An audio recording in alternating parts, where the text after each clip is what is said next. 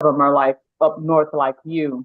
Okay. So, and some are in the desert, so they're far away from it. But I have one who lives like in the Beverly Hills area, Okay, but yeah. still, yeah, so with the Yeah, that's smoke. like 10, Beverly Hills is about 10 minutes east of where my family's from. Is because Okay. we're on the water in Santa Monica and it goes Yeah. Santa Monica, West LA, Century City, Beverly Hills. So Okay. like 10 minutes straight down the street. Yeah, yeah, Okay. yeah. It's Well, yeah. I'm glad I tell you guys that, and I'm still praying for the all the other people who have been affected by it. So many people have. Yeah. Yeah. Yeah.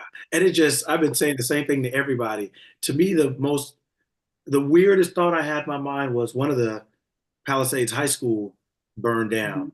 And I don't know why it's like one of the biggest thoughts I had about it. For some reason, I don't know why it was. It was like, well, where are they going to put 3,500 kids Yeah. in January? It just, I don't know why that thought came to my mind, but it was just, Like man, they people well-being, you're like, wow, so those are actual thoughts, it's you like, know. man, just where are they going to go? Where are you going to put them? How are they going to get to a new school? What new school are they going to go to? Not, no one school can absorb that many kids. So what Right, happens to their grades? What happens to, right. my, Yeah. It affected so many people, even the people that's not in that area, it's gonna Mhm. affect them as Oh yeah, well. yeah, yeah. It's like a chain reaction almost. It's one thing affects the next thing, and one person affects the next person. And so my mom was saying the grocery stores, a lot of grocery stores are closed down, banks, restaurants, schools, obviously they're not even going. The ones that are still standing aren't even going.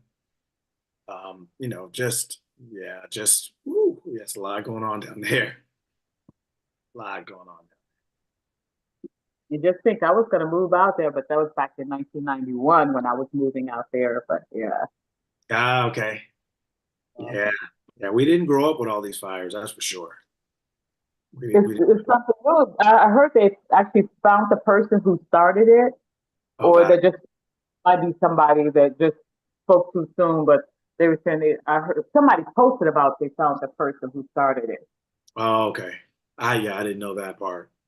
I mean, like I said, we didn't grow up. We didn't have all them fires. Like that was, I mean, that never, that never happened growing up. Like never. Yeah. I don't even Just remember. like we never had all these school days out that the kids in Chicago having Oh now. man, yes. I'm Yeah. like, Every time you look up, they're out of school. It's like, man, what? Weren't you just?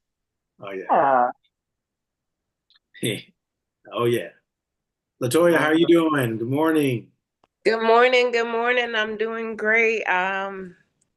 Look, I was able to get my hair washed and showered and yoga done before I got on the call this morning. I'm great on Oh, that's purpose. it. Well, you're having a positive, productive morning. There you go.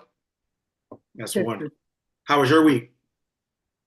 It was good. It was really, really good. I put out some content. We had some snow here.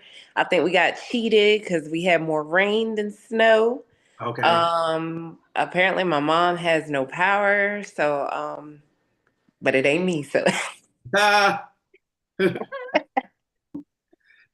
look, I'm just happy just because I am. Hey, that's it. That's enough. That's it. That's all. As long as you're happy, that's it. Ah, that's wonderful. uh, That is wonderful. Good, mm, good, good. Happy ah, Saturday, Monique.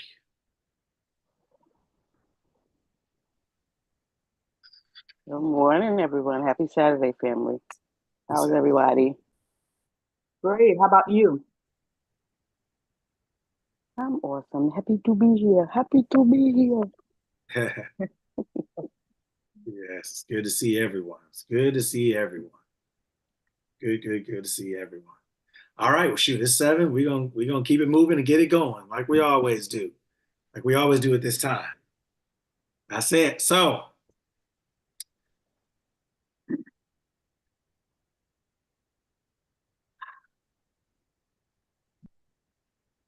let's see. How do I want to get this started today?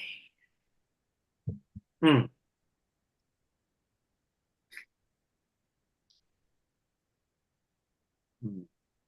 I don't want to get this started today. Well, let me first defer. Does anybody have anything that they want to know, that they want to talk about? Any topics, anything like that? I always like to make sure that the information is always usable, valuable, current, things like that, how we can use it to any and every situation in life. So does anybody have anything they'd like to offer up? Did you send me what you were gonna send me? I did not. Okay, I'm not tripping. All right, proceed. Okay, no, I did not. So, anyone? I have a question. Okay, Yeah. delusional as opposed to imagining things the way you want it. Okay, you said delusional compared to imagining things the way you want it. What do you mean? You know how some people do, just like I think I mentioned to you before about someone I worked with, at the museum, and he's like, oh, he got a family, he has kids, he's married, Yes. and he's been saying this for quite a few years. Then he shows pictures. However, these pictures belong to somebody else. So that's what I'm talking about. You know how you're claiming it's I can understand claiming something that you want, but yeah.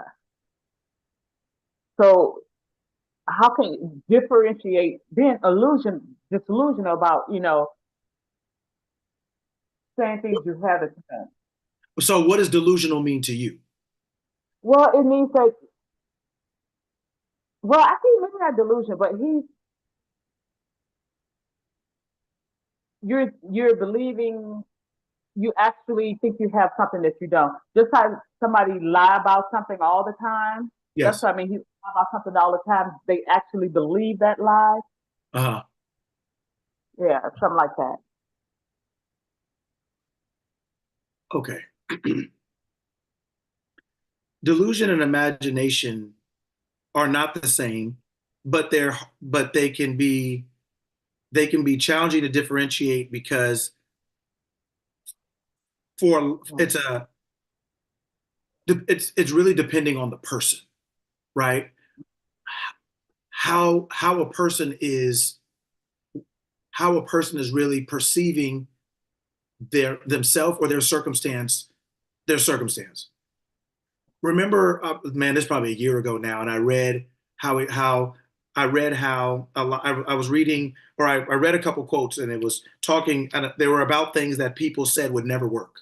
So how they talked Right. about the iPhone would never work, and they talked about this would never work, and that would never work. So when the person first had this idea to do or be or have something, because it had never been done, or people had never seen it, or it had never worked, people could call you either one based on their own perception of possibility or impossibility, and also how you present it to them, Mhm. right? Based on their own perception of you, right? Do they think you are based in any type of sanity? What results have you produced? Do they think you're delusional because you're always talking about these things and you never produce them? Or do they think you're imagining because they're like, oh girl, you haven't seen it hasn't popped out yet, but boy, as soon as she's gonna make it happen. She's gonna so people can say things that at the moment are not objectively true or objectively verifiable, but based on who you are and based on who you perceive them to be, you can call the same thing either one of those, Mhm. right? So really, if there is no. That's why it also says you should know a tree by its fruit, right? Oh, So when people are constantly saying something, to your point, and they can produce or they never produce no objective proof in any real time or anything like that, it just becomes, to your point, delusion, meaning they're thinking about something that will never become true the way they're thinking about it. They're not, so it's not that something has to be mhm. it's not that something has to be easy or that something has to be provable in the moment, but it is how a person goes about Mhm. their imagination, imagining, assuming, believing, right? And everybody, like a sport, everybody doesn't play it the same way. They can call it the same game, but everybody's not operating on the same level.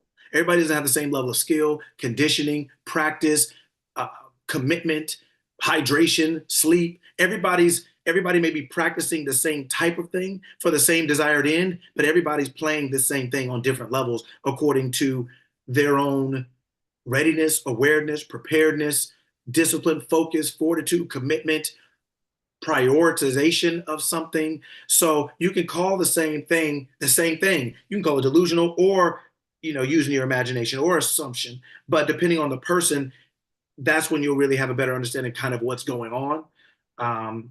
Because at some point the tree has to produce fruit. Otherwise, right now I'm looking out of my window and there's a tree right here. And right now, obviously it's January, so there's no fruit on it. So right now I could argue to kingdom come about what that tree is, whether it's an orange tree or, grapes or whatever else it is, so to speak. So there's no way I can prove that. So the only way then, if I told you that, the only way you would believe it without proof is really your perception or concept of me.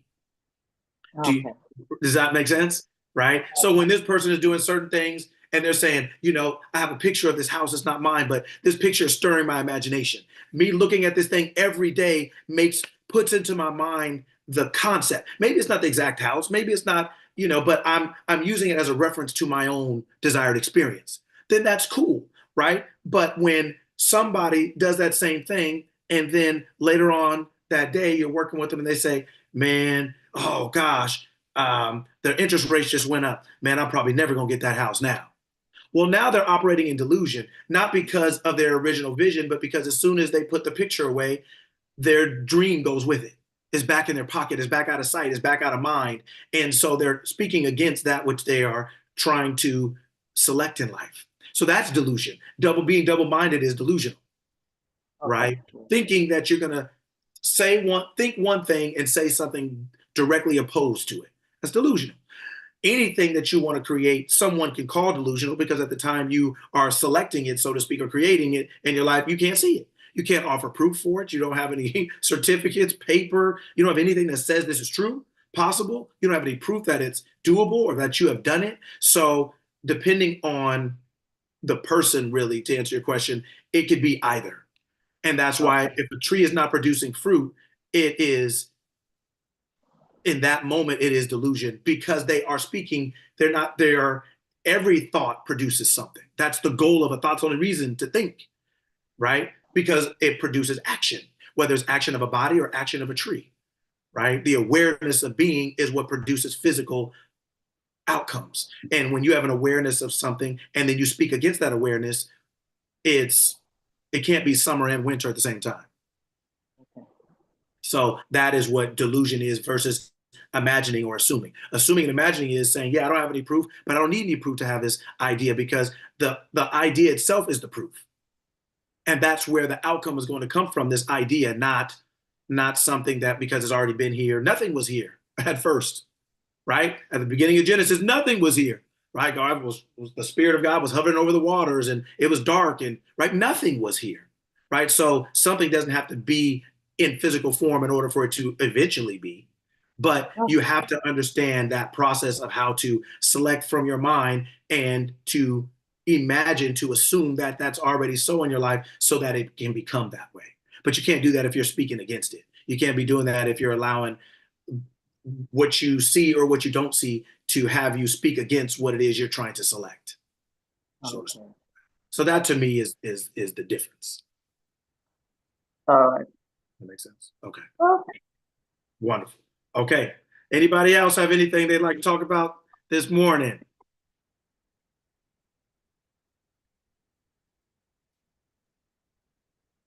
All right. Let me go to the right a little bit. So most of us have businesses, things that we're creating, goods, services, whatever else it is. So when you're talking about a client, right? Or you're talking about your clients, you're talking about people who are going to patronize your business, right? Or patronize your business, I'm sorry. Patronize your business. What makes it so hard? What is the challenging part of getting someone of getting someone to buy whatever it is you're selling?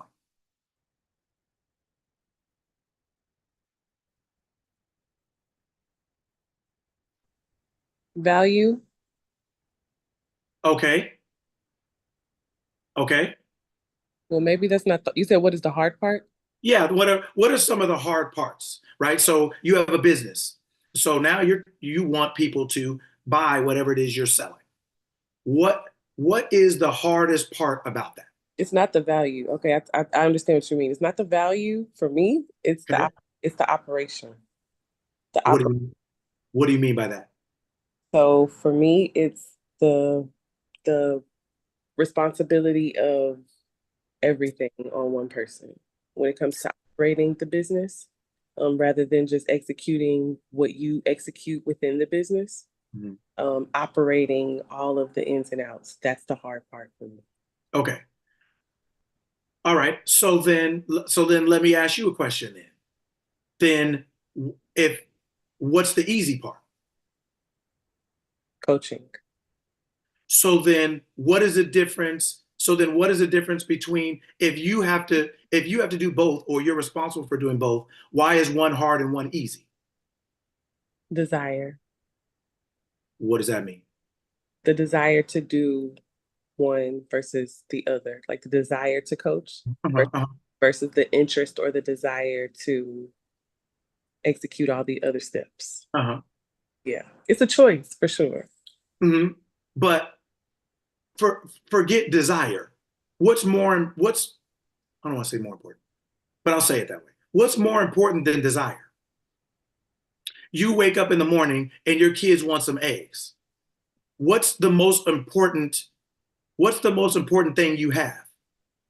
Is it desire? It's eggs. No.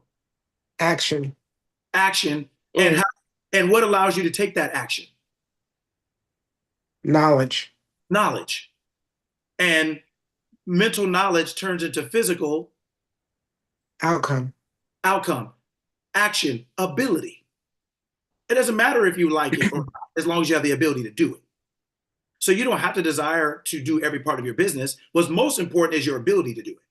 So when I ask you why is something easy versus why is something hard, I'm saying to you that if you're the same person that can do the easy, how can you not be the same person who can do the hard? Now I'm not saying I don't code. So if I were to have a business and I was coding and I had to code, yeah, I don't code. I don't know how to do that, let's just say, as far as in my current consciousness. But if I needed to do it, then I would basically ask the God within me to say, okay, well, if I have the ability to do this right now, but I also have to have the ability to do that if I needed to.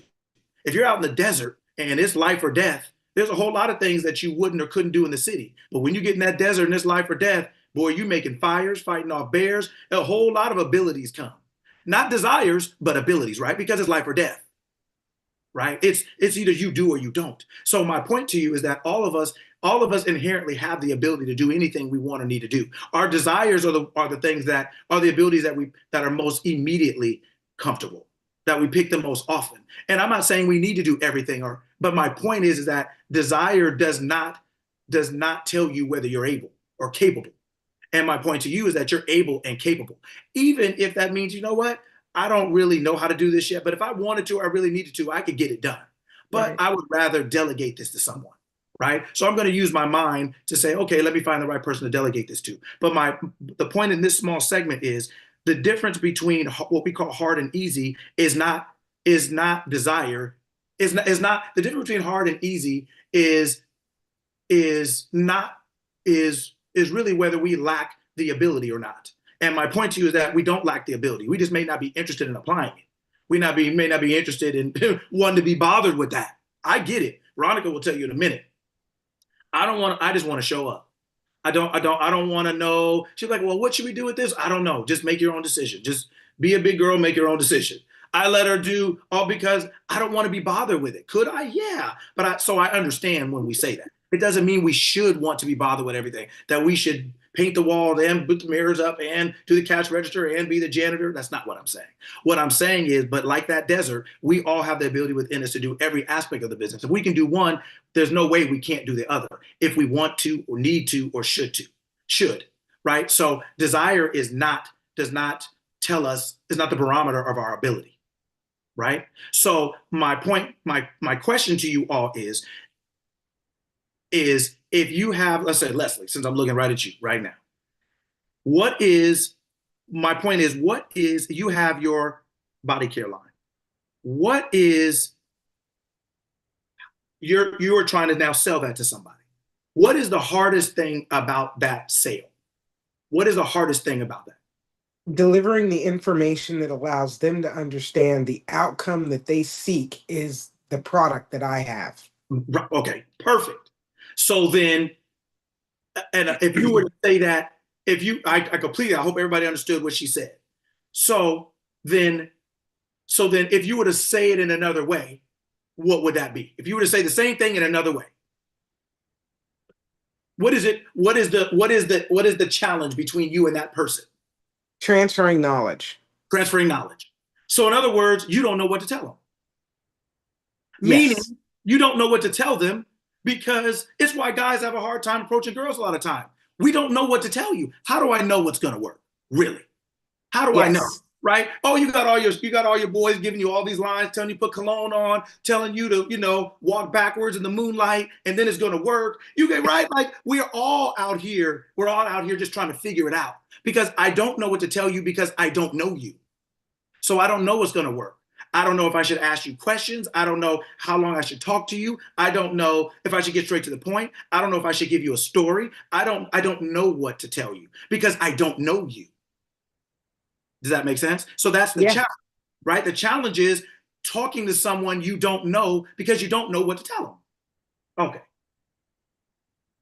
So in lieu of not knowing what to tell them, what do we do? What do most of us do? Word vomit. Okay, we do that. Everything. Okay, right. All right. And what else do we do? Not say anything at all. Okay, yeah. Perfect. So word vomit, we avoid, we don't say anything at all because we don't know what to tell this person. We know about our product. Like Leslie said, it's like being able to transfer the knowledge. You're aware of what you have and what you have to offer and what it's going to do. But the problem is you don't know if they care about that. You don't know if that's important to them. You don't know how much to tell them. You don't know if to tell them first or last. You don't know, like I said, since you don't know them, you don't know which part of your knowledge to transfer to them that is going to be important, valuable, and that's going to get the job done. Is that right?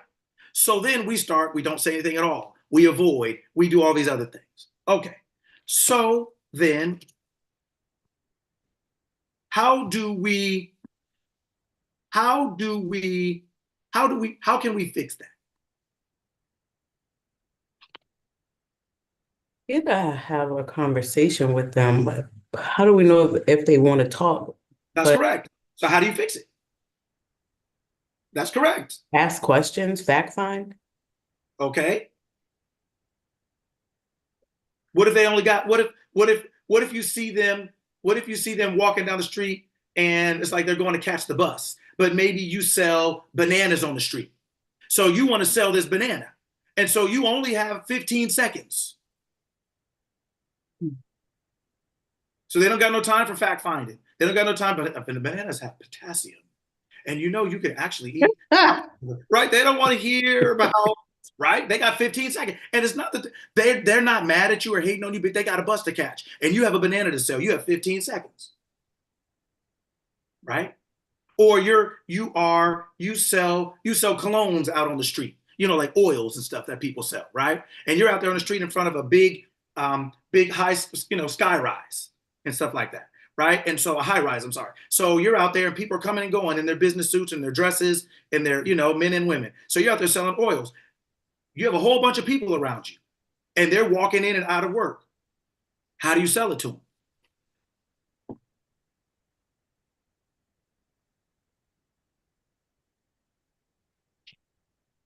How do you overcome the barrier of you not knowing them?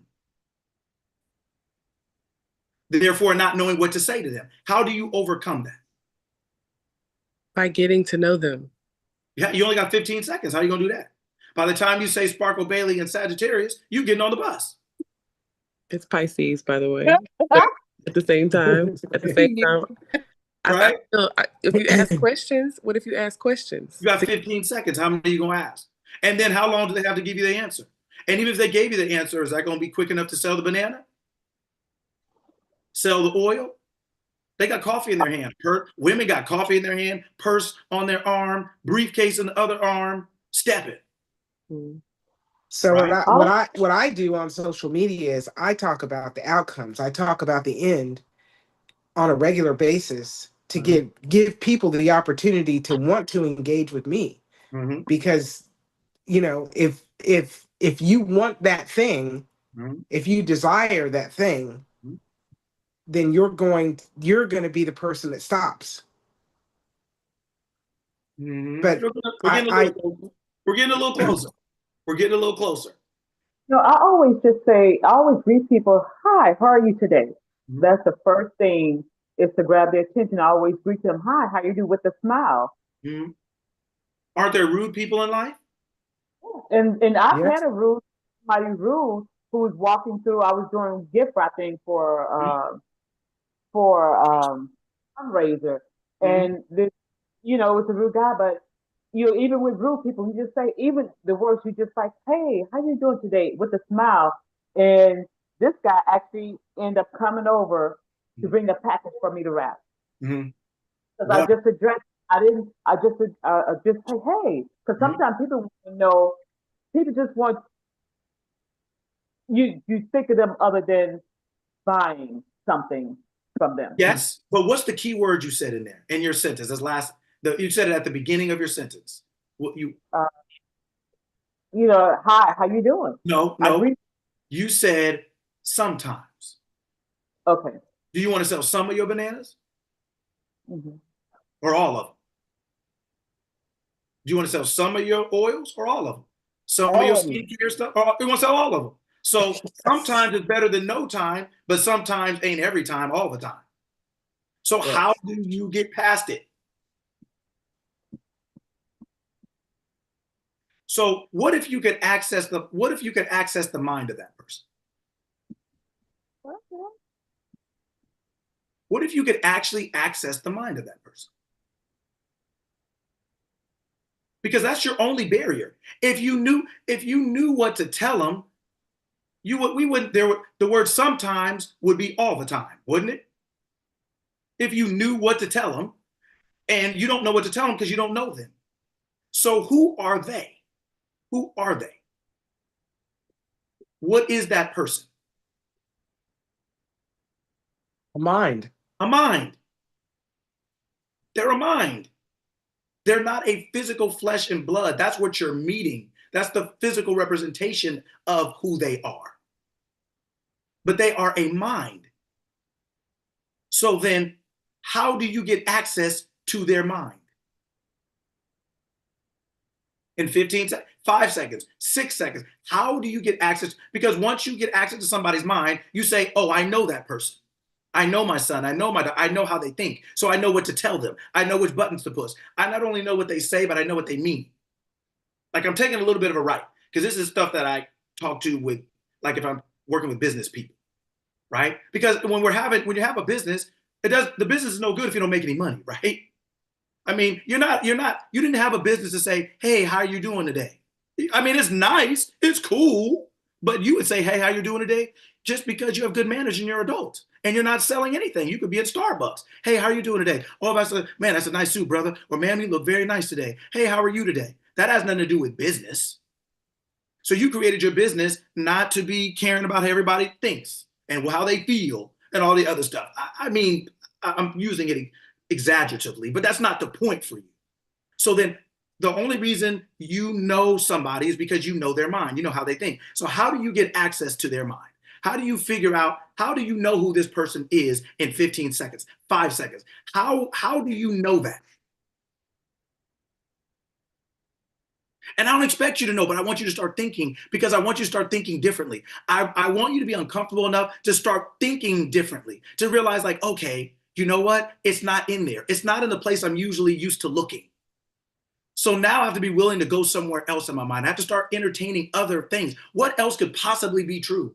That's why we get stuck, is because we keep going back to the same areas all the time, right? If we don't have the answer there, we don't look anywhere else. If you, let's see here. So Monique, if you lost your keys, let's just say, last night you went to bed and you put your keys somewhere, and where you thought you put them, you went and they were not there.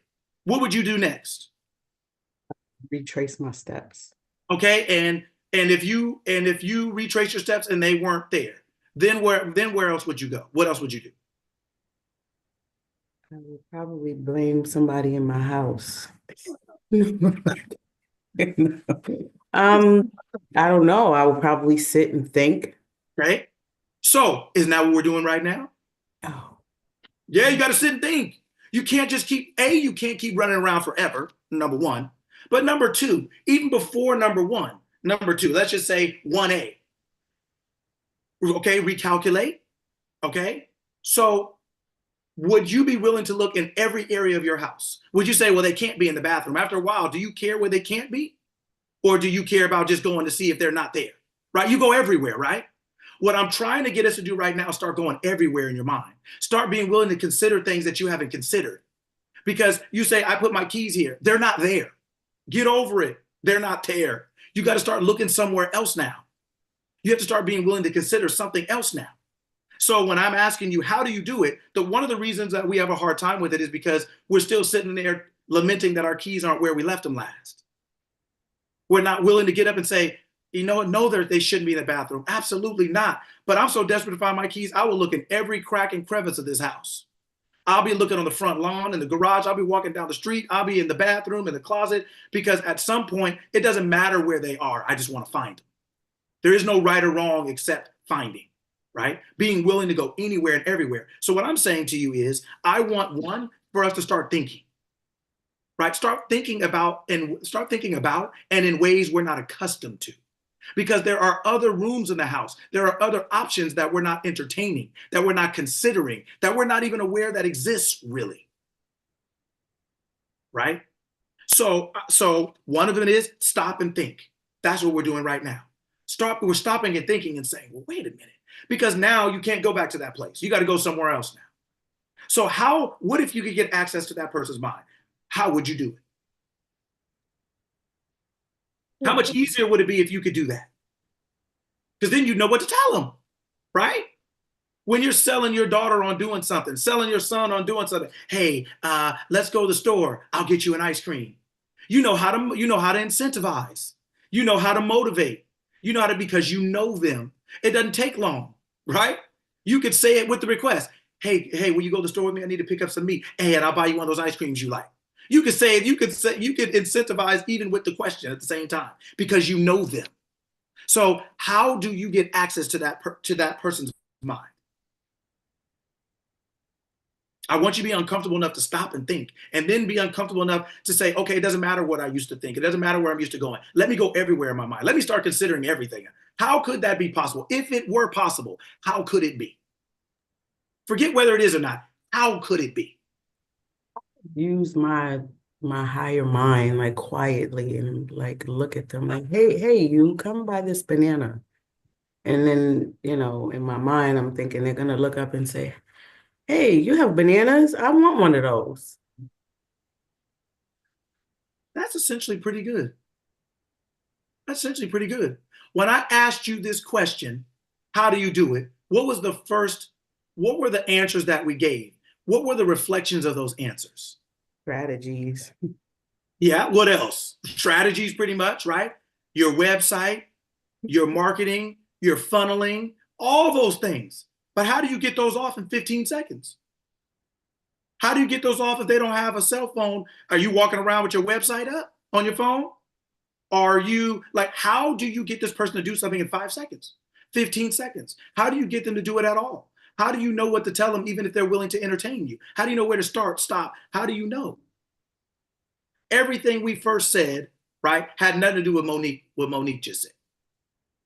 Did any of us go into the bathroom looking for our keys? Meaning, did any of us go into a different part of our mind and say, wait a minute, I never thought about it being there, but there's no rule that says I've never seen my keys in the bathroom before, right? You may walk into the house, you may walk into someone's house and you have your keys in your hand and you're like, oh, let me use the restroom real quick. So you have your keys in your hand, you take it with you and you like put them on the side of the sink, or you just put them somewhere and you use the bathroom, wash your hands, and you walk out and you forgot your keys were in there, right? And then you walk back, oh, my keys, I got to get them back. Your keys can get somewhere for a variety of reasons, right? So the first answers we gave were outward answers, is my point. The first things we talked about were out. But out does what? What does the out do?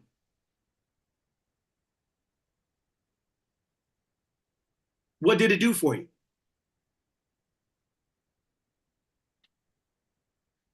Nothing. And out is performance, isn't it? It's not connection. What is your performance based on? What is your action based on? Your thought. So then, what was your thought before you started talking to this person? What was your thought before you I started? want them to buy my banana. Yeah, you want. Yes. But what did Monique say?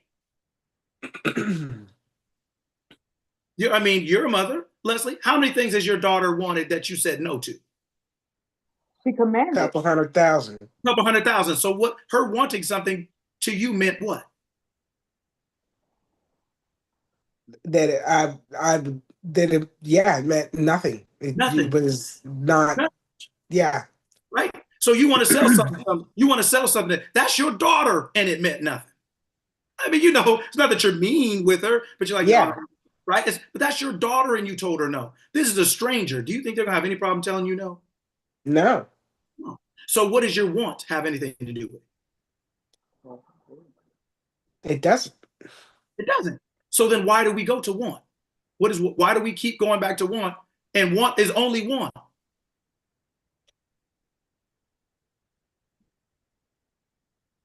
What is the thought in your mind when you're talking to this person? How do you get access to their mind? You get access to their mind by the thoughts you create in your own, kind of like Monique said. Right. You start telling yourself, but when you wake up, all my bananas are sold, all of them.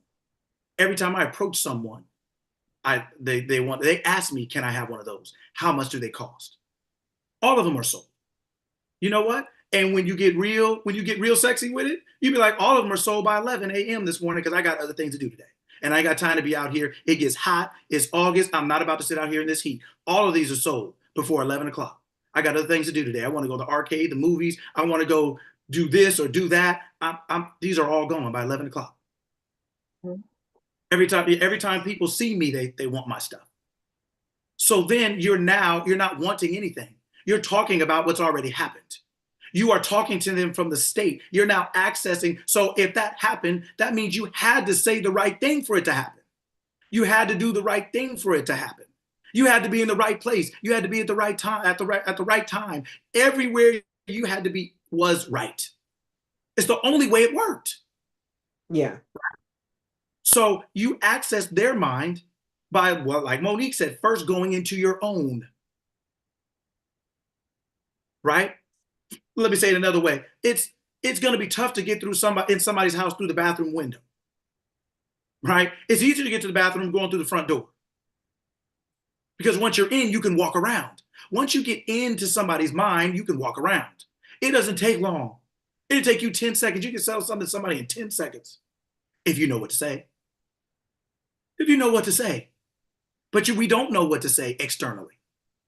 Our human mind doesn't know what to say. That's where the barrier comes. That's where the challenge comes. That is where things aren't able to be sold. Because we don't know this person. We don't know what buttons to push, whether they're mental, physical, emotional. You may have the best bananas in the world, but if I just had 2 of them before I left, how are you going to sell me a 3rd one? And how would you know I had 2 of them? So if I just say, no, thank you, you're thinking your sales pitch wasn't any good. You don't know that I already ate 2 before I saw you. How do you know? There's no way for you to know that. You only had 10 seconds with me, 5 seconds with me, right? So what I'm saying to you is want does nothing. You could want to do a whole bunch of things. It is the assumption that it's already so does everything. Because if the assumption that it's already so is now functioning, then for it to be so, you had to have an interaction. And the interaction you had to have is reverse engineering. If it's already so, now what made that happen? Well, they gave me some money. Well, if they gave me some money, then we must have had a conversation. The words must have been exchanged. We must have got each other's attention somehow. And if that's the case, then the words that were exchanged or the tension that was exchanged had to go a certain way for me to get the outcome. So now I'm coming at you from a whole different state of something. The words that come out of my mouth are formed by my consciousness. Dead people don't talk. They can't say anything, good or bad. Right? Because they're not conscious. So everything they say requires first and foremost consciousness. So then everything you say is coming from the state of consciousness that you are occupying, meaning everything that Alberta is saying is coming from the state of Chicago. She can't say anything from New York where she is right now. All she has to offer me is from Chicago. That's it. So when you're talking to that person, all you have to offer them is from the mental state you're occupying. If you're occupying, I want to, Leslie loves her daughter, I know for sure. So she said no to her daughter hundreds of thousands of times, as she said. And that's your own child. And you'll say no. So somebody just on the street that you don't know their name, you don't know their birthday, you don't know if they have a middle name, you don't know if they have kids, you don't really know anything about them. You only have 5 or 10 seconds, and there's no way your human mind's going to know. It doesn't know. Right? But Monique said your higher mind knows. And how does your higher mind know?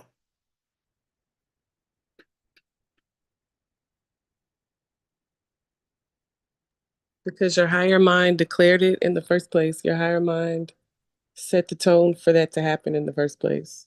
Okay. But how does it know what to do? How does your higher mind know? Because your higher mind is your higher mind is who's in charge. Your higher mind decides what it's going to be. Who's in charge? The creator. Your higher mind is the creator. So, okay, put it into a sentence. How does your higher mind know? Because it's all knowing. Okay. What's the key word in there? Knowing. Nope, not in this context. Yes, that's true. But no, there's a better one. All. Who is all comprised of? What you want and what you don't want. But who? Who? I am. Who? Who is all comprised of? I am. Yeah, but who? You. Who is that? Everyone. Who? Everyone. So when you're talking to someone, who do you think you're talking to? So Talking to your. You're talking to yourself because you're all one. We're all one. Oh. Mm-hmm. What does it say? Hear, O Israel, the Lord our God. The Lord our God is? All knowing. Is?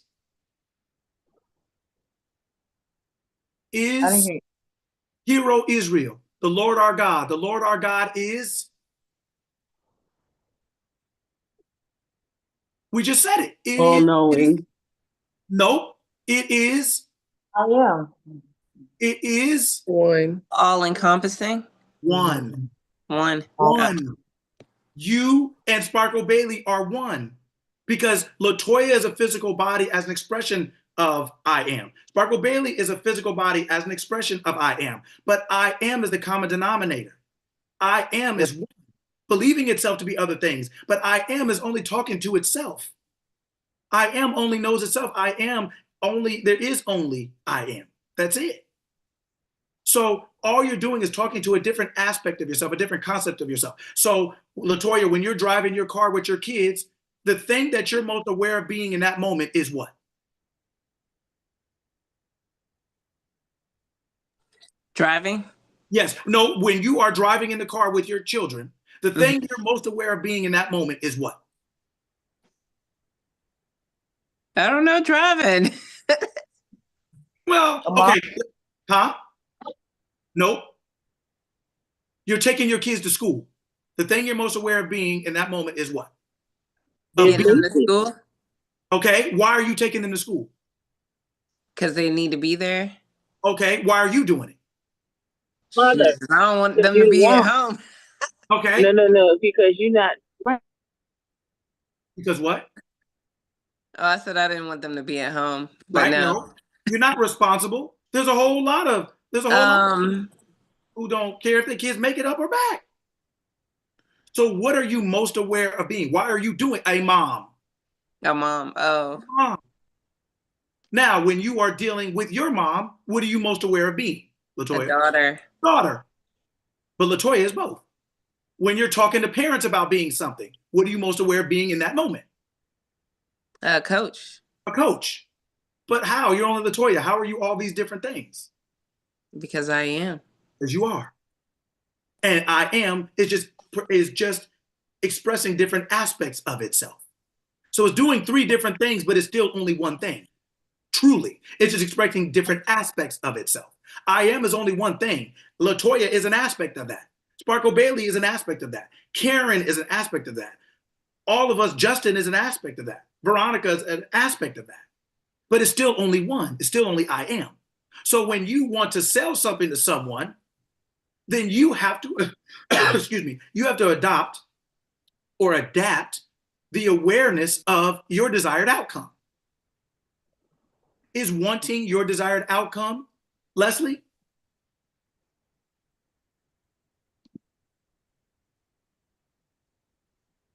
No. No. So then why would we, and why do we approach people in that state of consciousness? It's what we're comfortable with and what we're used to. Right. And do we like the results that we're used to? Not at all. Not at all. Then why do we keep going back to the same well with water we don't like? We don't know any better. And that's why we're here. We're going to learn today. Guess what? I got time today. I got time today, and we're going to learn today. How do you sell something to someone in 5 seconds that you don't know on the street? Never seen them in your human mind before. How do you do it? You declare it. Yes. Yes. It's about you. You tell yourself what happened. Oh, I sold this banana. They were hungry. I had to go. I know they're hungry. They were just thinking about that today. Hey, how you doing? Oh, good. Oh my God, you have a banana. You'll be sitting there, you'll be thinking. When you walk away, you'll be like, it worked. I actually can't believe this actually worked. Like, it worked. It doesn't mean you take your website down. It doesn't mean that that you stop advertising. That's not what I'm telling you. But what I'm telling you is the website and the advertising are physical reflections of you, and you are a mind. So that website is only going to work as well as you think. It's only going to be a reflection of your own consciousness. It's only a reflection of, so your website is pushing out a whole bunch of want. So you may get a whole bunch of visitors and still no sales. Does that make you feel better if 1,000 people went to your website? I mean, I had 1,000 hits, but no sales. Does that make you feel better? Not at all. So then why would we choose wanting instead of having? Then there's no difference. You're still absent. It's still not in your world because you want. Wanting is just maybe the impetus at best. It's the impetus. It's the thing that, oh, I realize I want something. I have a desire for something. Now let me become that person. Let me become that person. I am that person now. So now when I talk to you, I don't want anything. I'm just coming to physically do what I've already mentally done. That's all I'm coming to do is what I've already done. I'm coming to do what I've already done. I've already declared the end from the beginning. There's only one consciousness, and your consciousness is always talking to another person's consciousness from the state of mind you're in. Just like Leslie's talking to me from Florida. She can't talk to me from somewhere else until she moves. You can't talk to me from a sale as long as you're in a state of want. You're only talking to me from where you are. No matter how hard you try, you're only talking to me from where you are. So then everybody's going to sit there and tell you how much harder you need to try, how long you need to stay up, that you need to forsake all others, forget your spouse, forget your husband, forget your kids, stay up in the room all day and grind, don't brush your teeth, don't take a nap. Matter of fact, if you want to do that, brush your teeth and take a nap at the same time. They'll tell you do everything, do nothing, or do it all at once. But it's never, no matter how hard Leslie works, she can't talk to me from Pennsylvania. She's in the state of Florida. That's where you're coming from. When you're in the state of want, you're coming from the wrong state that produces your desired result. You have to move to the consciousness, the state of that. That is how you sell something in 5 seconds, because you're already in the state. You put yourself in the state, and that state does everything. Doesn't that state have weather? Doesn't that state have climate? Doesn't that state have area codes and zip codes, people? Doesn't that state have everything that makes that state that state? So that state of mind has every answer, every word, every letter, every manner, every mannerism, every gesture. It has what you're going to say to that person, because it knows who that person is. It knows who you are. And you need a buyer as much as they need a seller. So it's about occupying the state of sold. Sold. Every time you're filling up this bottle, this is sold. This is sold. Yeah, I got to get these out, man, because this is already sold. I got to hurry. People waiting on me. Make your stuff with the impression of sold. This is already sold. Man, I got to put this curriculum together. People keep asking me. People keep wanting to know where this stuff is. They keep asking me, I got to get this curriculum out. I got to keep pumping these books out. People keep buying them. Every time I put them out, they keep buying them. I got to pump some more out. I got to make some more products. I got to do some more seminars. I got to get up some more billboards. I got to write more manuscripts. I got to write more plays, right? I have to hurry up and get to these other women who are wanting to learn how to be the woman they want to be. I got to hurry up and get this content out. People every time they've already paid me. I got to get this out. If you start acting, I'm going to use this word, alacrity or urgency, in a good way. If you start working with the urgency that your stuff is already sold and you got to hurry up and get it to them, you're operating on a different level. You're not trying to get it out hoping people buy. You're trying to get it out because it's already bought. They're waiting on you. You're calling it good customer service even before you sold. You have great customer service. I always get it out. I got to get it. It's got to get out. People are waiting for this. People's skin is dry. They're waiting on me. People are doing this. They're waiting on me. I got to get this out. It's already sold. Right? The parents are already waiting for me. They're already waiting for me to come in and talk to them. They're waiting. I got to get here. Just imagine when you know somebody's waiting on you and they're waiting for what you have to offer. How exciting that is. They're waiting on your product. Hey, I bought it. I can't wait to get it. How excited you are to put it in the mail and send it out. How excited you are to show up to the conference and teach them how to be the parents they want to be. Teach them how to be the women they want to be. Teach them how to be the executive assistants they want to be. Teach them how to use the content that you're creating for them on a regular basis. When people are waiting on what you have to offer, instead of you hoping they like it. That's a different state of mind. I'm going to make this, not sure, hope they like it. Well, what state of mind did you make it in? I sure hope. What happens right to a dream deferred? Right? Does it shrivel up like a raisin in the sun? Right? Dry up? You don't have to hope is my point. Be. You don't have to hope. Be. This is soul. I got to get this stuff out. You fill the bottle with a state of soul, right? You call people with a state of soul. You walk into the arena with a state of soul. You write the manuscript with a state of soul. This is soul. They're waiting on me. The actors are waiting on this screenplay. They're waiting. I got to get this out. I'm not trying to get it out for them to buy it. They already bought it. I wrote it, and with the state of mind bought, how could I not how could it not be written well? How could it not be written well if it's sold? How could they not like it if they bought it? Why would they not listen if they showed up? And they've already showed up in my mind. They've already bought it in my mind. They've already listened in my mind. They've already rubbed their arm and their face with it in my mind. They've already have better relationships as a woman in my mind. They're already the best executive assistants in their company in my mind. They're already, their business is already booming because of the content I created for them in my mind. They're already successful because of the Shopify site I built in my mind. What do you mean? I got to get to getting. But now you are working with a sense of urgency, but that urgency is just the same urgency kids get when you let them first walk into Disneyland and they just take off running. They just start sprinting. It's urgent. I got to get it. I got to get on this ride. I got to get these lollipops. I got to see Mickey Mouse, man. I got to get it. They're not hoping. They are running with a sense of urgency. It's passion. It's joy. They're like, oh yeah, I'm free. I am about to get it. There's no fear. They're just like, I'm free. I've been waiting for this. Right? So that is how you know what to tell people. That's how you know what to say to people.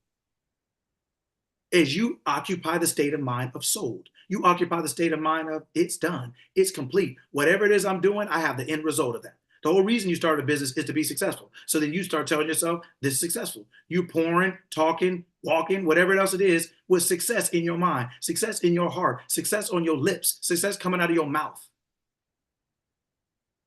This is sold. This is all good. They loved it. Everybody can't get enough. I got to hurry up and get, man, I got to keep doing it. I almost can't take a break. Everybody's calling me all the time. That has nothing to do with the person originally, but it affects the person. It's all about you. It's all about the state of mind you're occupying. Wanting ain't it. Hoping ain't it. Wishing ain't it. Hard work ain't it. That doesn't guarantee you anything, whether it's a sale at all or enough sales to do anything.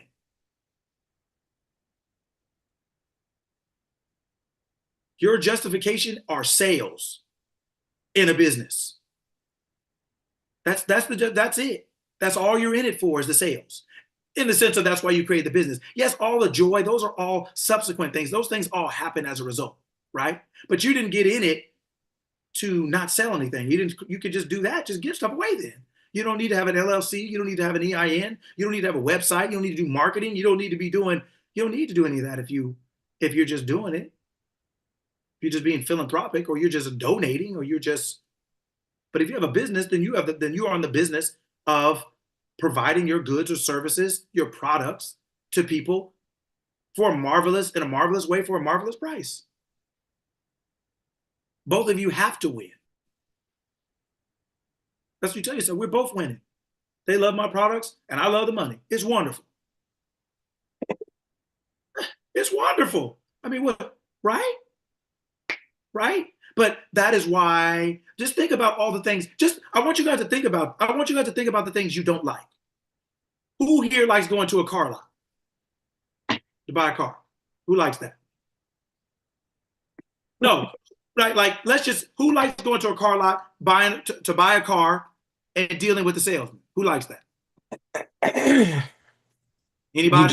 You just said the magic words, dealing with salesmen. No. Yes. No. But wait a minute. They're doing everything you're doing for your business.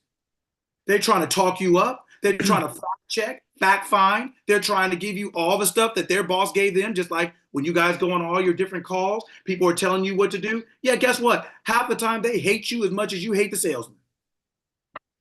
They're just as leery and weary of you as you are at a car lot. How do you go buy a car and be mad that the people are trying to talk to you? You go to the car lot and buy a car, mad the salesman try to talk to you. No, I'm just looking. I don't need any help. If I need help, I will let you know. You know how we get? Oh, you know how we get? And they're just like, geez, they didn't even get to say a word. You saw them coming from a distance and got mad. I remember going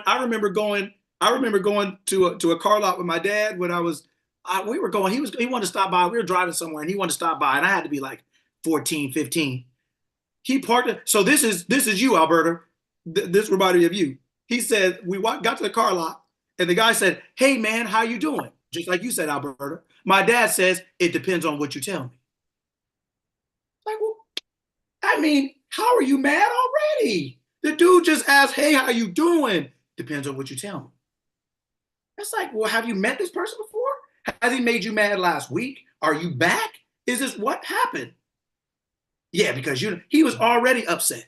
The dude said hello. I don't know if the dude ignoring him or saying hello would have been worse. My dad was immediately upset and offended. But guess what? They're doing all the same things that you're doing. All the same tips, tricks, techniques. They're doing always be selling. What do you guys think? You're the only one who hears that? But you don't like it when it's done to you. You don't like it. You don't like it. You don't want to be walking around, you know, those department stores and people following you around.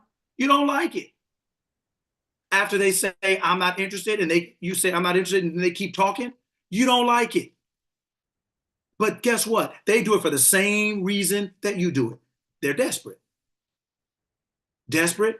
They're wanting, they're hoping, they're wishing, and they're using all the key phrases, buzzwords. I mean, they got the little suit on, and when they see you coming across the street, they take the little card out. Yes, smile, reselling. If they ask, redirect. And okay, well, wonderful, wonderful. Hey, how you guys doing today? They didn't put the little note card back in their pocket. They didn't. Hey, how you guys doing today? They're doing all the same things that you do, but you don't like it when it's done to you. You don't like it. So what makes you think other people like it? They don't. They don't like it any more than you do. Right? So then reimagine your approach. Change your state.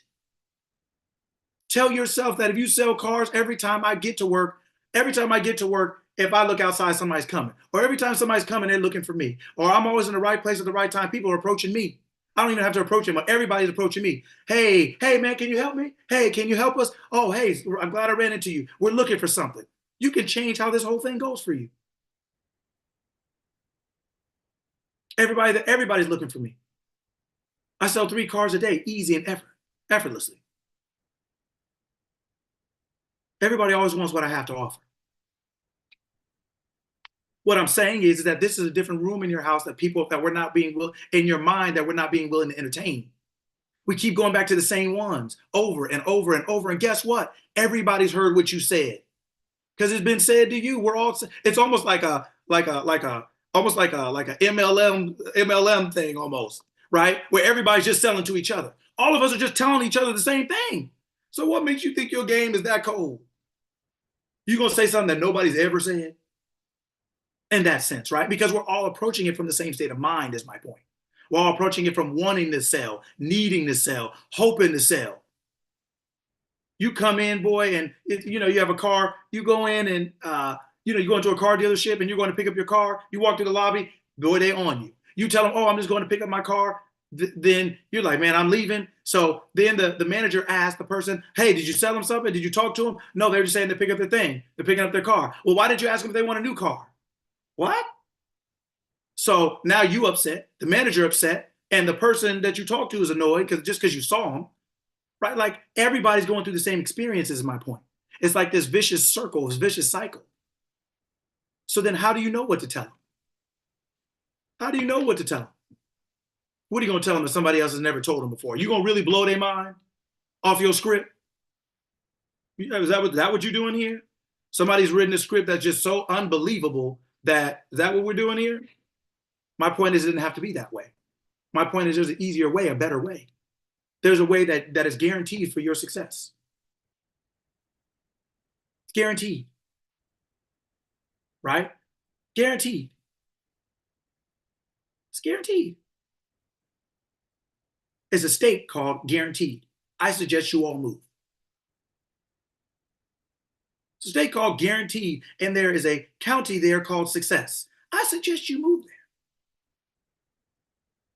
In the city of prosperity, I think you should move there. I would. Guaranteed success, prosperity. I think that's a nice, right? United States of America, this city, here's a zip code. Yeah, I suggest you move there to guarantee success and prosperity. To effortless ease, that should be your zip code.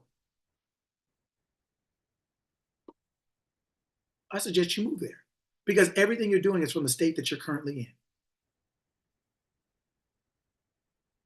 in. There's all of you right now are in a state.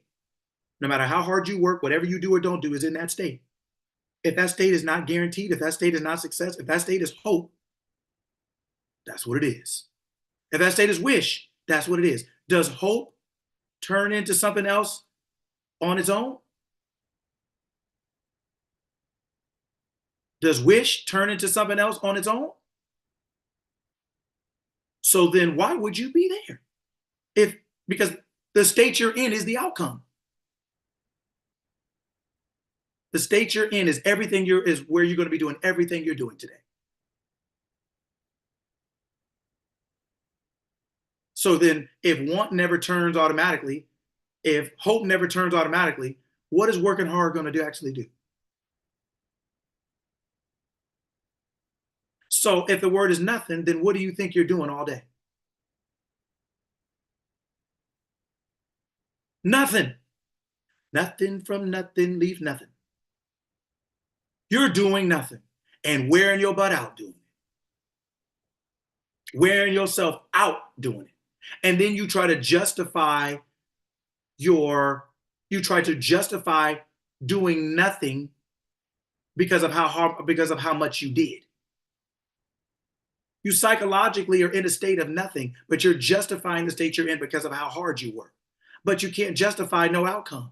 What are you justifying? There's no fruit. There's nothing to eat. There's nothing to pick. You're not producing anything. An orange tree produces fruit. An orange tree produces oranges, not grapes, not apples, not lemons. Success produces success. Not want, not wish, not hope. Success. Illinois is Illinois. It's not Texas, California, Pennsylvania, New York, or Florida. The state you're in is why you're seeing everything you're seeing, is where everything you're doing is. And if you're in the state of wish, hope, want, one day, someday, on the other end, on the other side, wherever else it is, then that's where you are. And that is what you're going to get. That is what you're getting. It will never change. So I encourage us today to pack our bags. Time to go. Time to go. We've done this long enough. It's time to go. It's time to go. Time to go. We're moving. We're moving. Move to the state that you want to experience. Abundance, success, prosperity, good success, effortlessness, ease, perfection. I always know what I need to know and what to do about it. I always make the right decisions. I'm always in the right place at the right time. Everything I set my hand to prospers. People love what I have to offer and can't get enough of it. I can't keep my stuff in stock. Whether it's my calendar's always full. I always have the best ideas for the newest products, newest good, newest service. And you'll be sleeping, you'll be sleep boy, and your mind will snatch you up out the bed like the Exorcist. And you'll get an idea for a new formula, and you'll sell that thing faster and better than you ever have. You'll get a new concept or a way to deal with parents, and you'll have parents coming to you like ants on syrup. You will wake up with an idea to write a play, and you will be the next Goodwill Hunting. You will wake up with ideas because you're in a state. And that state is always alive. And the most oftentimes it gets to you is when your conscious mind is at abeyance. Meaning when the bodyguard is a little sleepy or not paying attention. So a lot of times it's like when you're doing something that doesn't require a lot of conscious thought. You're washing the dishes, or you're taking a walk around the block, or you're driving your car, like when your mind starts to wander a little bit, when you're asleep, when you're in the shower.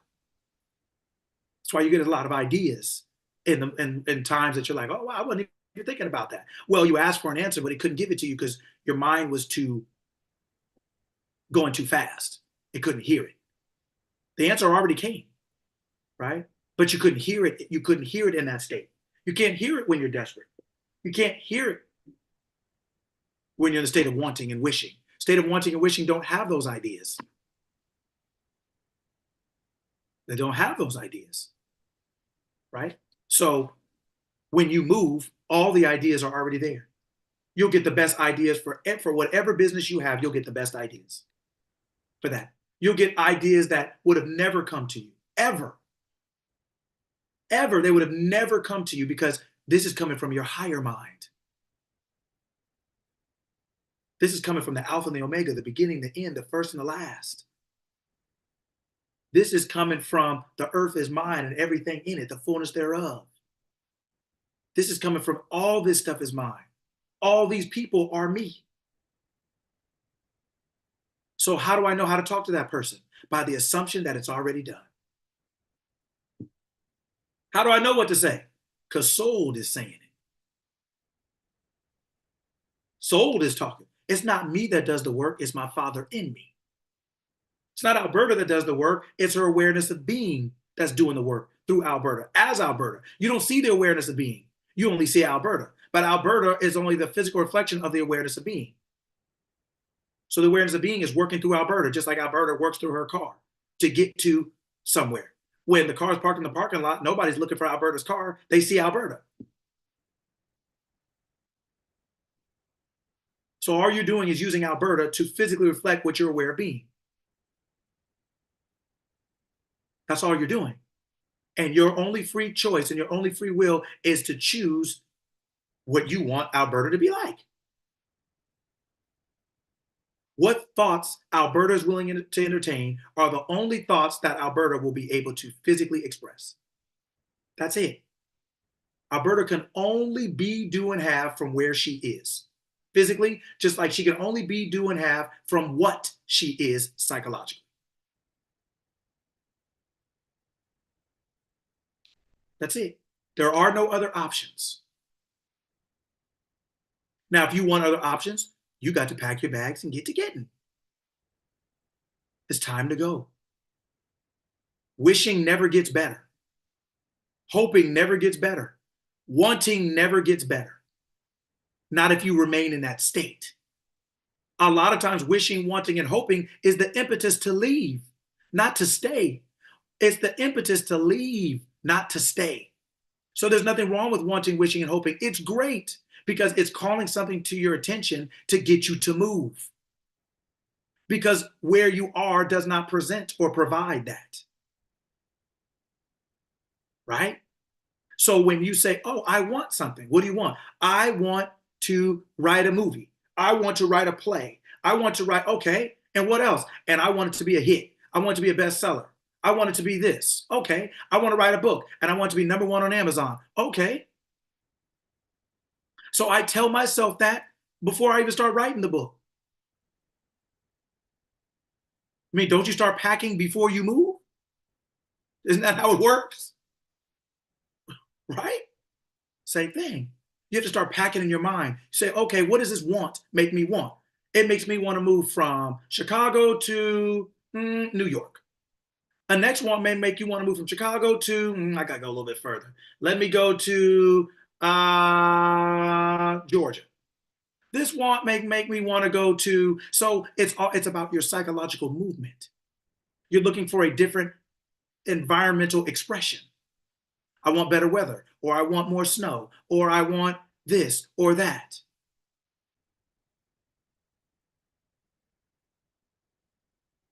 This is how you talk to someone, to bring it back. This is how you talk to someone in 5 seconds. When you're talking from the state of victory only, victory always, what could you say that doesn't reflect that? When you're living in Atlanta, what are you doing? Or in Georgia, what are you doing today that doesn't reflect that? When you're in Texas, what are you doing today that doesn't reflect that? So when you're in the state of victory only, victory always, right? When you have chosen your mind and chosen your life, when you're already operating from the end result, you're operating from that state. So then how could it go wrong when you're in the state of right? How could it be hard when you're in the state of my yoke is easy, my burden is light? This is easy work. How could I hope? Why would I hope to sell when I'm already in the state of sold?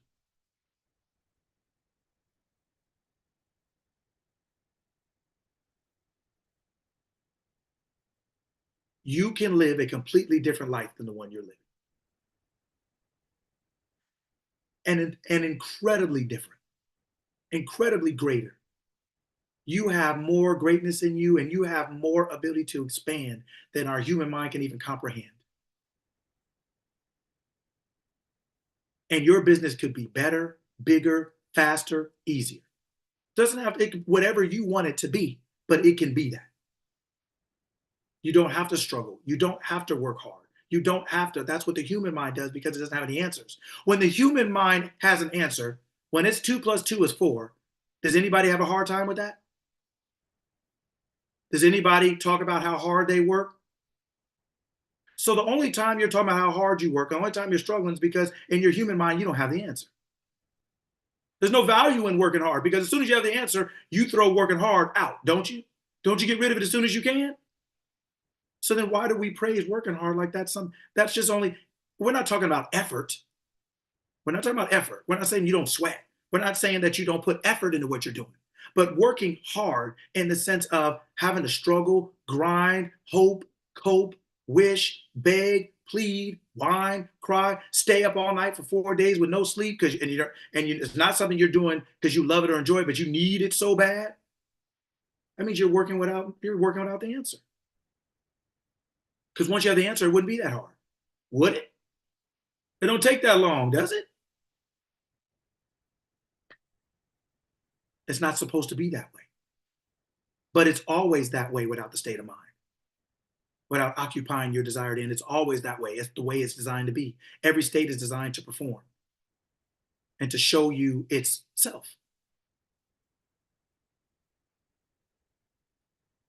This can be easy for you. Start telling yourself it's easy. Start telling yourself that. Stop telling yourself it has to be hard. Stop telling yourself that you have to wait 2 years. Stop telling yourself you hope people like it. Stop telling yourself you hope people call. Stop telling yourself you want a business or you want this and leaving it at that. Tell yourself that when you want something, you now are that thing. You now are that thing.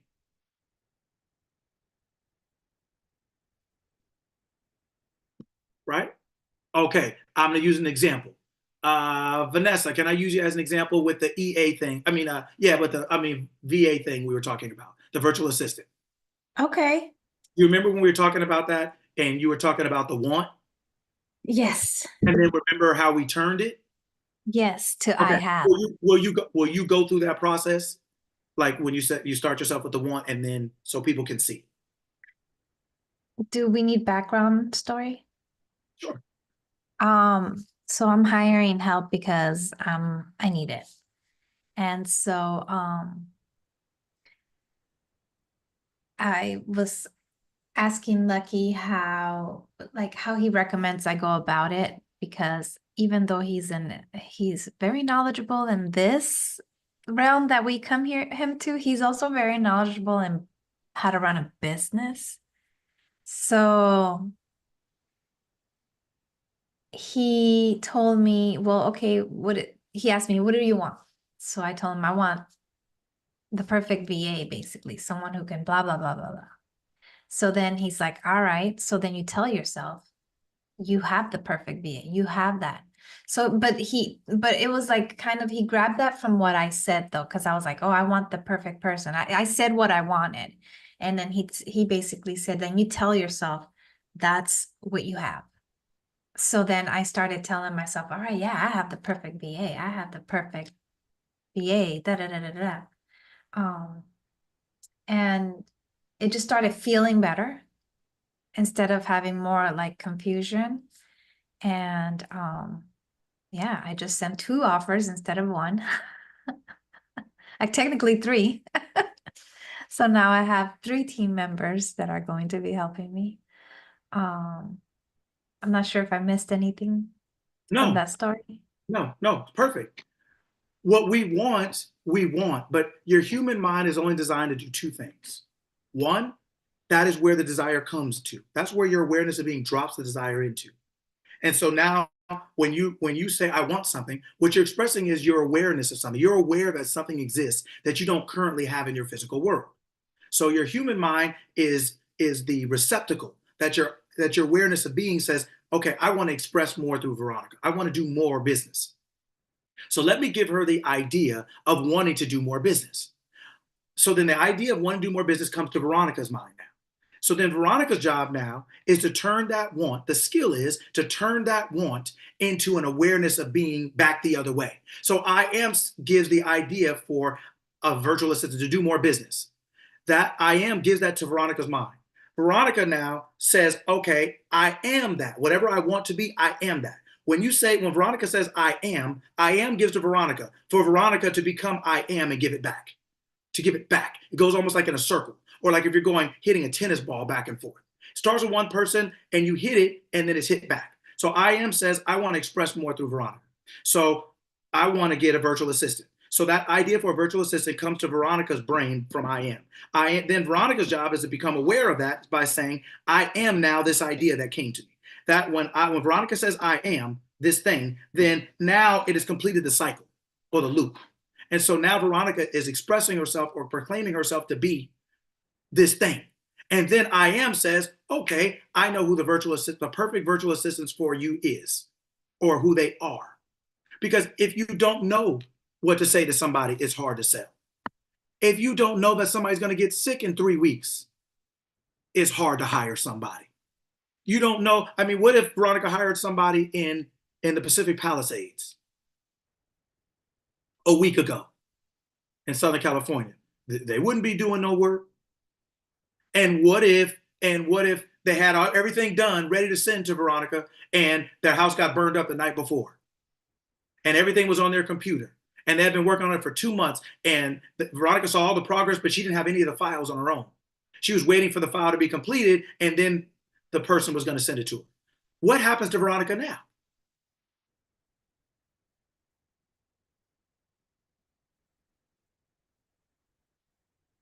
Everybody, what happens?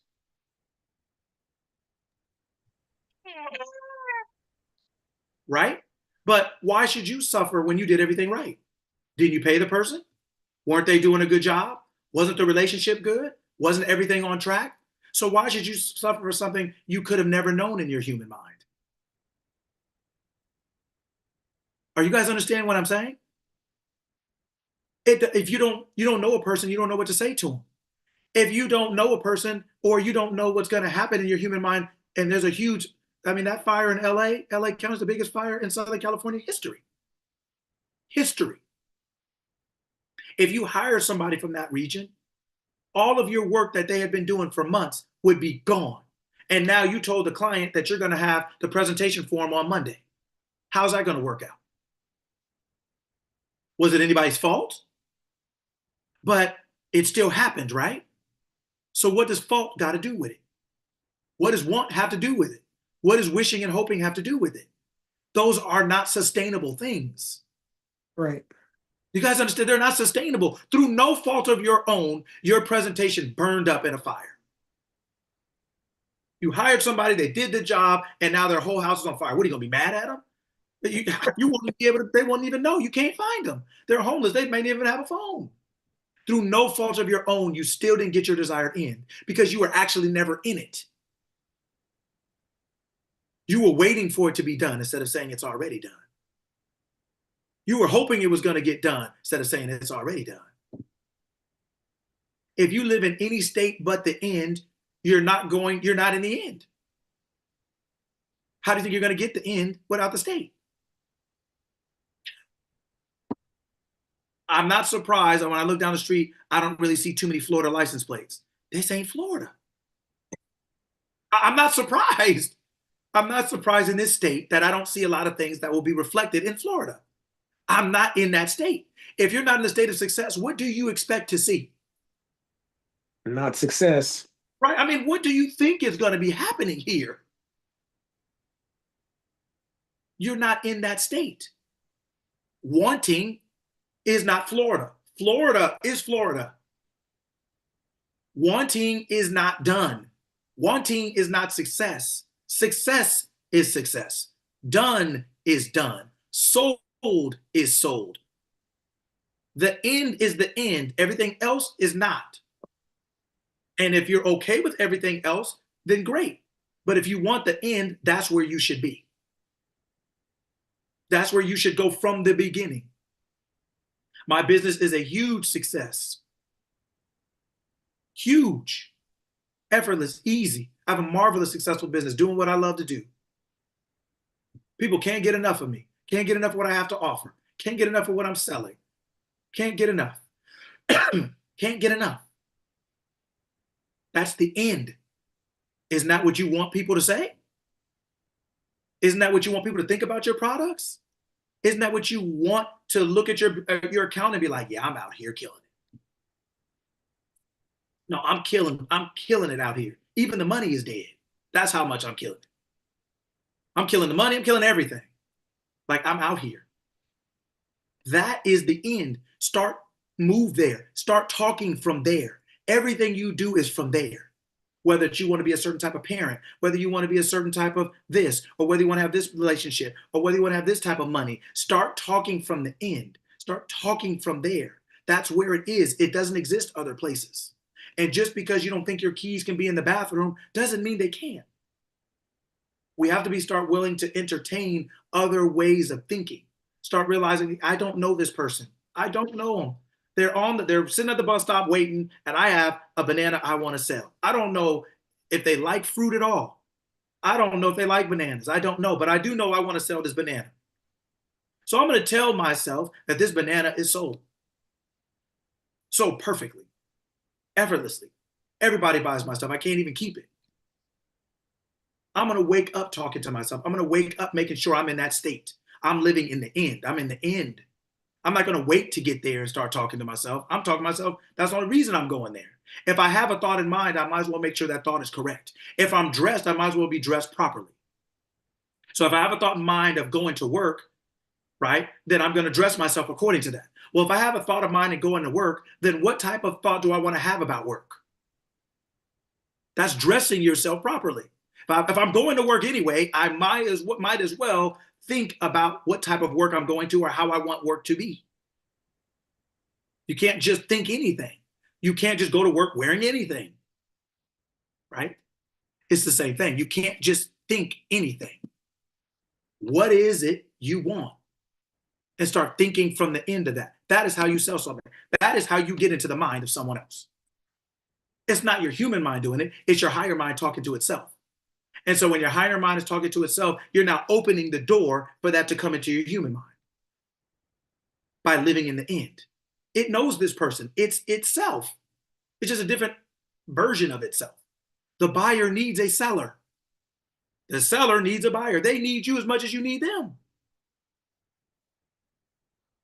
If you have nothing to sell, they have nothing to buy.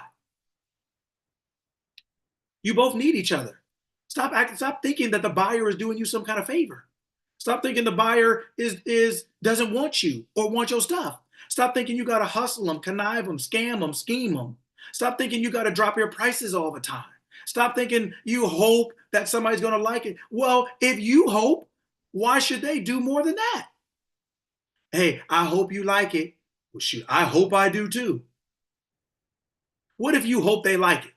You wouldn't have a problem with that. But Monique, what if you I hope that you're getting dressed. I hope they like my presentation today. So then you walk in and somebody walks up to you, Monique, and says, Monique, I hope you're good. Yeah, you wouldn't like that, but you don't have a problem saying it to yourself. You don't have a problem hoping they like it, but you have a problem with them telling you they hope if you like it, they hope. You don't have a problem with your hope, but you have a problem with somebody else's hope. But the hope started with you. You said it before you saw them. You said it while you're putting your makeup on, in the bathroom, driving your car to the place. I hope they like it. I sure hope they like it. I sure hope this is success. I sure want to be this. I sure hope. I'm sure wishing. So you walk in, hey, Monique, how you doing? Good to see you. I hope this works out. I wish for this to really go well. I sure want you to make it. You're going to be like, well, is that a vote of confidence? Is that not a vote of confidence? Are you afraid that this is? I don't know. Why don't you ask yourself when you tell yourself that? When you're telling yourself all that, why don't you ask yourself the same questions? Is this a vote of confidence? Is it not? Do I think I'm going to make it? Well, who am I thinking I am right now when I'm talking? When I'm talking, like, that's all hope will do. That's all wish will do. That's all want will do. That's not the end result. That's not your desired end. So that is how you sell something to someone in 5 seconds, 10 seconds. Because it's already sold before you got there. That's just how long it takes for you to hand the banana over. That's how long it takes. How long it takes is just how long it takes to do what you've already done. That's the point. That's the point I'm trying to impress upon you. If you've already done it in your mind, it's already done in your hand. If you haven't done it in mind, if you have not done it in mind, your hand can't help you. That's why you can't help yourself. That's why you don't know what to tell people. That's why you don't know what to say. That's why most of us hate car salesmen, if we were to say it that way. But they're doing the same thing you're doing. Same tips, tricks, techniques, and everything else. They're just selling cars. You're selling makeup. You're selling your good. You're selling your service. But they're doing the same thing that you're doing. So they're just as leery of you as you are of them. So you have to do it from a different state. You do it from the state of success, boy, and it just comes out. Everything is just perfect. You tell yourself, my mind is God's mind. My business is God's business. My success is God's success. If God can't fail, how can I? If it's easy for God, then it's easy for me. If God knows everything, so do I. If God knows what to tell this person, so do I. And your awareness of being your awareness, I am within you, knows exactly what to tell that person. And it's just, right? My lips are the tongue, my lips are the pen of a ready writer. Yeah, I'm about my father's business. So how can you be about your father's business without your father being involved? And how can your father be involved in hope? Let there be light. I hope there is light. Those are two different things. God didn't hope there was light. God said, let there be. So when you wake up, let there be. All these bananas sold. Buy 10 because I got somewhere to be. Let there be a standing ovation. Let there be people can't get enough. Let there be my phone is always ringing with requests, referrals, and payments. Let there be. Everything is sold. Let there be. I won. So all I'm doing now is winning. It's already done. So all I'm doing now is doing it. It's already done. All I'm doing is the things that reflect that it's already so. That's how every word comes out perfect. Every product comes out perfect. Every speech you give comes out perfect. Every place you go comes out perfect. How you get there, why you get there, when you get there, who you talk to. It's everybody. You're presenting that chin music to everybody. Everybody loves what you're playing, individually and collectively. Your higher mind knows everyone in that audience, and everybody is thrilled after you're finished. Because they're already thrilled before you got there.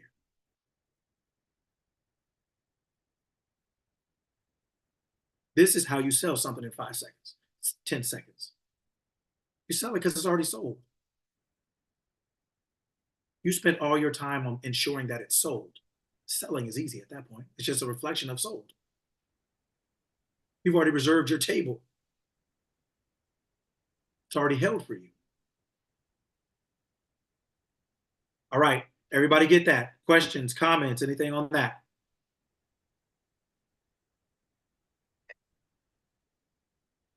You're telling the story of the favorite stories in life, without a doubt. But you're not, but what we don't know about those stories, the stories that we love, the athlete that catches the ball in the last 5 seconds, the the business that just arbitrarily blows up, the kid who gets a 4.0 and graduates top of class. We all like the end, but we don't know the process. And knowing the process, it you have to divorce yourself from a lot of what we've been taught. But what you're creating in us is teachers who can teach the next generation the right way to engage in this magic that we all believe only exists in a thimble. It isn't available to everybody, which is why you love watching it. We love reading it. We love watching it. We love, learning about it. But it's because it's a flash in the pan, and it's not. It's just an example of what's available to everybody. Right. Right. Right. But we got to learn how to think about it. Right. While we're on this call, and I do my best to pay attention every single second. I've been lamenting over an order that got sent out late, and the lady that did the order was very negative, and she didn't want to even give me the order number. She's like, "Here's how much I spent. You find it." I'm like, "Oh my gosh." But I did find her order and verified it was her order, and it was already in the mail, and it was going out to her. And she said some mean things to me. but she just sent an email this morning with a picture of her with the product saying, it got here. Thank you so much. I apologize for my harshness. I'm going to enjoy using your product. But I said to my daughter wanted to give her what for because of her email. And I said to my daughter, I said, no, she loves it. She just doesn't know she loves it yet. And then this, pops up. So it's true, it's true, but it's a hard truth. It's hard because it really does push against everything, we've been taught. So, even the story that when you explain the story of the prodigal son, and I always thought it was a story I was told and taught it was a story about listening to your parents. Okay.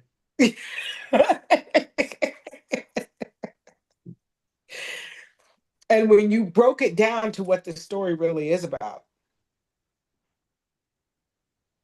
it's just like the sky opened up. It's like there's so much more available to us all. It's just scary to think that you really are the creator of your life.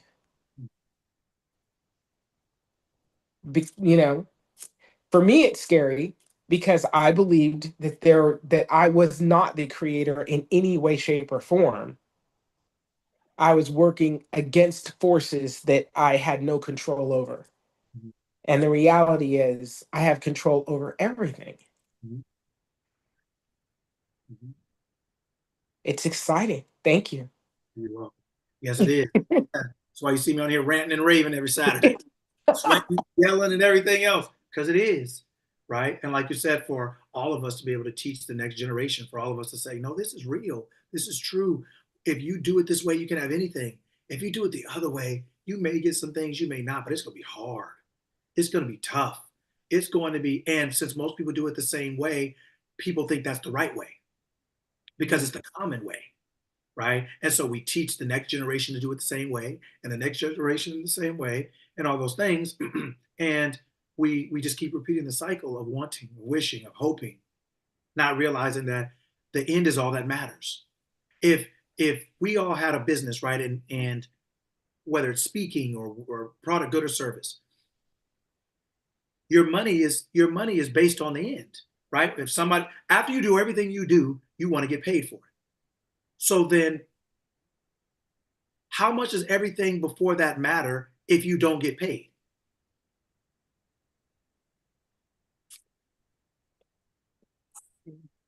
Does it matter? It doesn't matter. It really doesn't, because your business, right, is based on whether you're making money or not, whether you have Right. one, keep one, whether it's successful or whatever. So if the end is all that matters, then make it all that matters. Then if the end is all that matters, if all you're doing this for, if you're making every cream, every potion, if you're going to speak to every parent, if you're going to help every person, if you're going to help every woman, if you're making everybody's stores, if you're making everybody's content, if you are helping all the different parents, if you're writing everybody's screenplays, if you are helping everyone become the best assistant they can be, if that is what you're doing all this for, and let's just say you did everything you could do and you didn't get paid, would all that stuff have any meaning or value to you? Would you be happy? Mm-hmm. So then if the end is all that matters, then make the end all that matters. Go to the end and reverse engineer it. Go to the end. Tell yourself that I'm doing all of this so I can get paid $500. I'm doing all of this so that I can have a great relationship with my child. I'm doing everything I'm doing is for this. So if everything I'm doing is for this, then the best way I can do everything I'm doing is by assuming that what I'm doing it for is already so. I'm going to assume the end. By assuming the end, it will the means. It means it will influence your behavior, your words, because in order for this to happen, everything had to happen in order for you to get the end, for you to get that payment. I mean, you could do everything. Somebody could be trying to pay you. The internet's down. Somebody could be trying to do this and your website went down. I mean, it's literally, you know how many different ways this could not work out through no fault of anyone's? Forget the faults. The person just didn't pay you, or they bounced a check, or they forgot to bring the money, or they stopped payment on the check. Forget all the things that could literally happen. What about all the things that are no one's fault, quote unquote, like the internet going down, or the internet in your house going down, or something else that's through no fault of either parties? But you did all the work. You did the whole process. You did all the work. Would you feel? How would you feel? Would that be enough for you? No. No. So if it's not enough for us, then why do we spend our time, our consciousness on the part that doesn't really mean the most? Because even if you did it and did it right and did it perfectly, even if you were walking on the water in your process and turning water into wine in your process on your whole journey, if you don't reach the destination, what does it mean? What if you get on a plane going first class somewhere and then they can't land in your desired destination? So Latoya gets on a plane first class, gets there on time, first class, got everything she wants, laid all out, stretched all out. They didn't put the curtain on all the other people in the back. I mean, she didn't talk crazy to everybody. I'm first class, I'm out here, and everything else. So now you're on the plane going from Atlanta, and you say, you know what? I'm going to Jamaica. And then you first class and you roll, and then something happens, the weather goes bad, and you end up in Greenland. Then what? Is that going to work? No. No. Because think about what matters the most. The Go outcome. ahead. The outcome. Go ahead, Latoya. I was saying getting to Jamaica. That's the most important. That's it. So what does Jamaica represent? The destination, That's the end. the end result. End result. So why don't we, and we need to, start putting all of our attention, intention, focus, words, prayers, meaning the things you're saying about this thing, on the end. Stay there. Nothing matters if you don't go to Jamaica. It doesn't matter whether you're in first class or last class. You're in Greenland. And all the other stuff that you did, your great outfit that you had on, your glasses that you had, right? All the things that you think are for your end. So then the end is really the most important part. And that's the place we spend the least amount of time talking about, thinking about, being in, acting from, thinking of, praying about, as far as talking to ourselves constantly. This is the way it is. My business is this. It's like this. It's like this. Whatever I'm doing is like this. We spend all of our time worrying about being first class. All of our time worrying about the outfit. All of our time worried about who's next. All of our time worrying about, can I get another drink? All the time worrying about what are they serving on the flight. All those things mean nothing, even if they all went perfectly, if you land in Greenland. None of it matters. So the only reason you have a business is because you want to land in Jamaica. You want to have the outcome of everything you're doing should equal this. And the only way to guarantee that you land there, I'm telling you, is that you land in body. The only way you're going to be able to land there in body is if you're first there in mind. It's the only way it happens.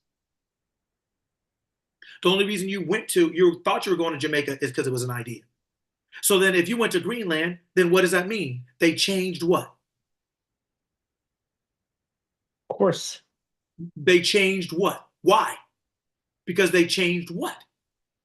Their thoughts. Yes, your thoughts changed your course. Your thoughts plot your course. So you can start off with a thought of, I'm successful. Then the news comes on and tells you the economy is bad. Are you still going to Jamaica or are you going to Greenland? Are you going to change your thought? If you change your thought, then guess what? You've changed your course. You're going to change where you end up. And it doesn't matter if you were prepared for Jamaica or not. It doesn't matter. You're not there. You ain't going. If you're not there in mind, you're not going in body. 100%. If you're not there and if your business is not successful in your mind, it will not be in your hand. It will not be on your balance sheet. It will not be. Oh, you'll have a business because you have a business in your mind. But the type of business you have in your mind is I have a business. You have one in your hand. I have a thought of my business. I have it in hand. Okay, well, what type of thoughts do you have about your business? You also going to have that in hand also. First class and last class going together. Everybody in the plane is going to the same place. Every thought you have is creating the end result, where your destination is. Your destiny, your destination. And your consciousness, your awareness of being is plotting the course. What are we thinking? Oh, she changed her mind. The economy came. Changed her mind. Interest rates are going up. Changed her mind. Let's turn to Greenland. You change your thoughts. You change your course. So if the end is all that mattered, the end is all that mattered, make it all that matters. Put your attention, put your intention, put every fabric of your being on the end. And it will show you, it will reverse engineer it. It will go backward. That's why it says, in my Father's house, there are many mansions, right? And I go before you to set a place. And then I will come back and receive you unto myself, that where I am is, you may also be, or you may be also. That wherever I am is, Leslie may be also. Wherever I am is, Leslie is. Because Leslie's always having thoughts, Leslie's always thinking, and that is giving I am's marching orders. That is your free will. Your free will is to think anything you want. And I am will bring that into physical experience. So you're giving I am, Leslie is giving I am's marching orders by what she is thinking most often. Her dominant thoughts, her dominant way of thinking about herself, life, and anything is giving I am its marching orders to go before me and create this scenario that I can walk into. That I make, and then what? What happens? You send your mind out, and then like a boomerang, it will come back and receive you. Say, where I am is the body, you may be also. Where your business is in your mind, it will be in your balance sheet also. Where your success is, will be in your balance sheet also. Where your help is in your mind, how your help is in your mind, will be in your life also. Because every physical thing is nothing but the physical reflection of an idea. A chair first was an idea. A table, a water bottle, a phone was first an idea. So the physical cannot exist without an idea. Your business is no different than a phone, a chair, or a table. It's the physical reflection of your, because it's your business, so that means it's on you. So it's on you. Who are you? Consciousness, your thought. You're the collection of your thoughts, the thoughts that you think the most. The thoughts that you think the most, the ones you entertain the most often. That is what a phone becomes, what a building becomes, what a business becomes. Your thought of it and your thought about it, what it is and how it works. So why wait to say your business is successful? Why wait to have the vision or the version or the consciousness or the awareness of success? Why wait? You'll be waiting. Why wait to think? Then that means you're just going to be waiting to do, even though you're doing. You're doing, but you're never going to see success because that's not the concept of your mind in your mind that you're operating from. You're not going to see Jamaica. You've charted a course to Greenland. You having on the clothes for Jamaica ain't going to help. Sitting in first class ain't going to help. Suntan lotion ain't going to help. Nothing's going to help because that's not the course you're plotting. Those are not the thoughts you're thinking. And that is the difference, like Veronica just put in the chat, that's the difference between wanting and having. Wanting, you want to go to Jamaica. You can end up anywhere. You know how many plane delays there are? So, shoot, when we left Atlanta last time, we were on the tarmac for what was it, Veronica? 2 hours? 2.5 hours the last time we were there. Do you think people didn't want to leave? What does that mean? Right. Wanting don't change nothing.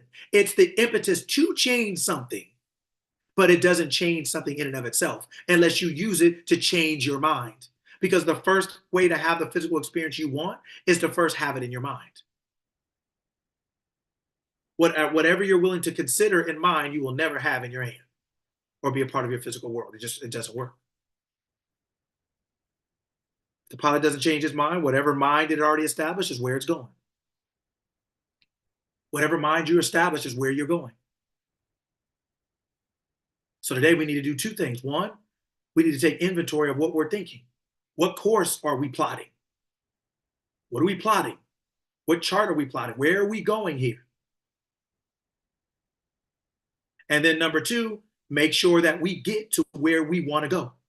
We get to where we want to go. We get before you want, but we get there. You have to go there in mind. You have to start telling yourself that you are successful, that your business is a smashing success, that you're a hit. In your human mind, you'll never know what to tell everybody because you don't know these people. You just met them. You just met them in an elevator, didn't even know they existed. Matter of fact, you're 15 minutes early. You wouldn't even have normally been here at this time. So if you didn't even know you were going to be there at that time, you didn't even know, how do you know what to tell this person? You didn't even know they existed. And you got an elevator pitch.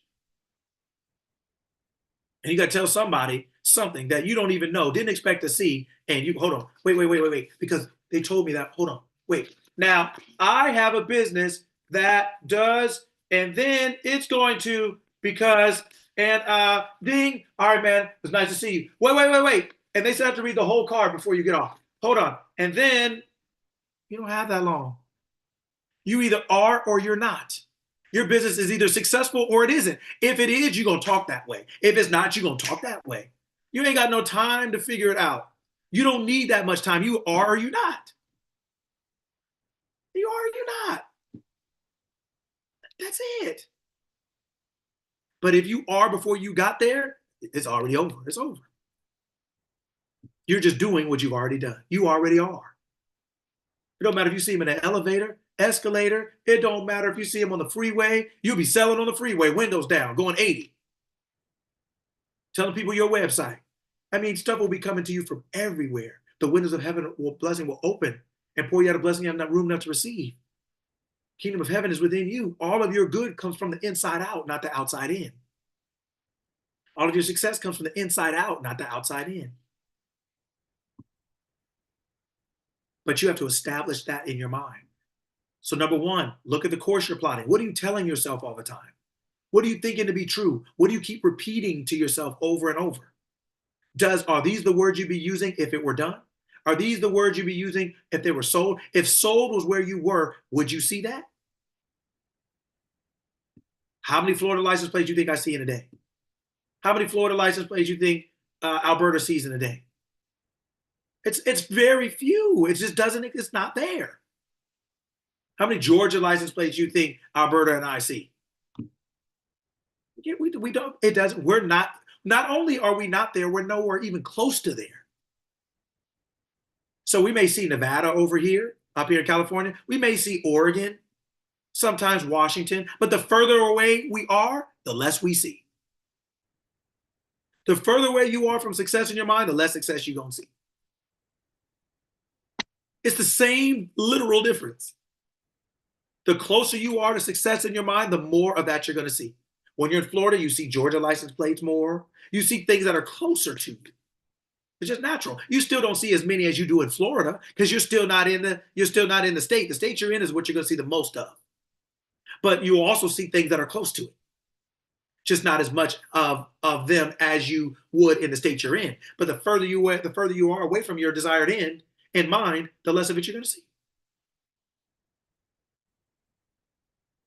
It's so easy. We've complicated it. We've been taught it incorrectly and in a complicated way, but it's so easy. If the end is all that matters, make it all that matters. Spend all your, not all your time literally, but I'll say it this way. Spend all your time telling yourself it's true. Spend all your time saying it's sold. Spend all your time saying you are sold out. Your product is sold out. Your business is sold out. Your good, your service. Tell yourself, talk to yourself all the time. People love me. They can't get enough of me. They can't get enough of what I'm doing, who I am, what I have to offer. I mean, people, I don't even have to sell nothing. People just keep asking me where it is. I don't have to sell. I'm just giving. I don't have to find anybody to convince. People know who I am. Aren't you that? Have you ever seen a famous person somewhere and you say, and you think to yourself, is that? Or aren't you that? They didn't have to sell you nothing. They didn't have to convince you of nothing. You were aware of who they were when you saw them. I am telling you that you can create an identity just like that. You want to convince anybody of anything, they'll just be aware. Success will stand out. You will be called success. They will look at you and they'll be like, isn't that success? Yeah, that's success. I'm going to go. They will be drawn to you. They'll be drawn to you. Seek first, and all these things will be added. They'll be drawn to you. You won't have to sell them anything, but you got to sell when you want. You got to sell when you hope. You got to sell when you wish. You're trying to convince them as much as you're trying to convince yourself. You hoping they buy it just as much as you hoping they sell it, hoping you sell it. You're both doing the same thing. So if you've sold it, can't you sell it? You're both doing the same thing. If you're hoping you can sell it, then you're hoping they buy it. If you've already sold it, guess what? Then now you're selling it. Oh, I've already sold it. Oh yeah, this is for you. I've already sold it, so of course it's selling. I'm already successful, so of course it's sold.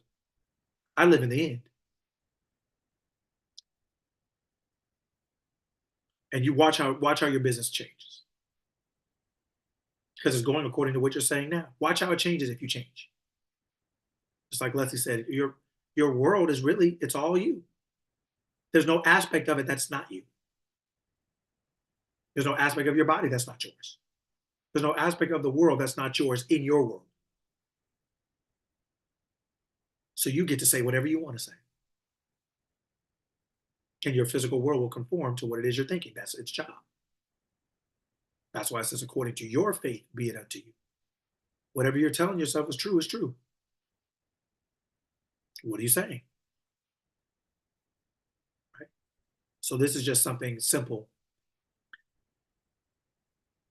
Like I said, I just went off a little bit to talk about something a little bit different and a little bit differently so that you guys understand how to run your businesses. Business is mental. It has a physical reflection, but it's mental. It's mental. That's why people who are good at it, people who are good business people, it's a mental thing. That's why they can start up a variety of companies, different states, different countries. They're unstoppable because that's who they are. It's not about where they are, it's who they are. Start a business in Greenland, Iceland, Antarctica, America, Europe, doesn't matter because they are the business. They are the thing itself. The business is just a physical reflection of your mind. So really what you're selling to someone is your mind. You're selling your concept of yourself. That's why what you think about yourself and what you tell yourself on a regular basis is inviolable to your success. Can't escape it. You're only doing business according to your consciousness. You're only making money according to how you think about it and what you think is possible regarding it. Hard work has nothing to do with it. Because you can't change it. Not until you change your mind. Right? So chart your course and make sure it's time for, if not all of us, most of us, it's time to move. Pack up your grip. Time to go. Time to go. Move to your desired end and stay there. Stay there. All right, questions, comments, anything? Coach, this is awesome. This is awesome, especially what I'm, moving into for this year. Yeah, it's good to always get a reminder, because sometimes when you get so caught up in doing so many different things, like I had so much that I had from September through all the way through the end of December. I'm just glad that I was able to get a refresher. And it's good. This is like such a great way to start my year. Such a great way. Thank you. Oh, my pleasure. Thank you. Wonderful.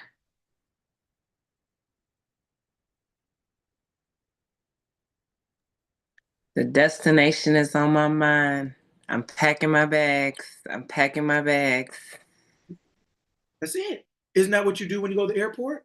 It's not weird. It's not crazy. It's the same thing. You decide where you're going and you pack your bags according to where you decided. You're not thinking about, well, maybe I'll end up somewhere else, or maybe that never crosses your mind.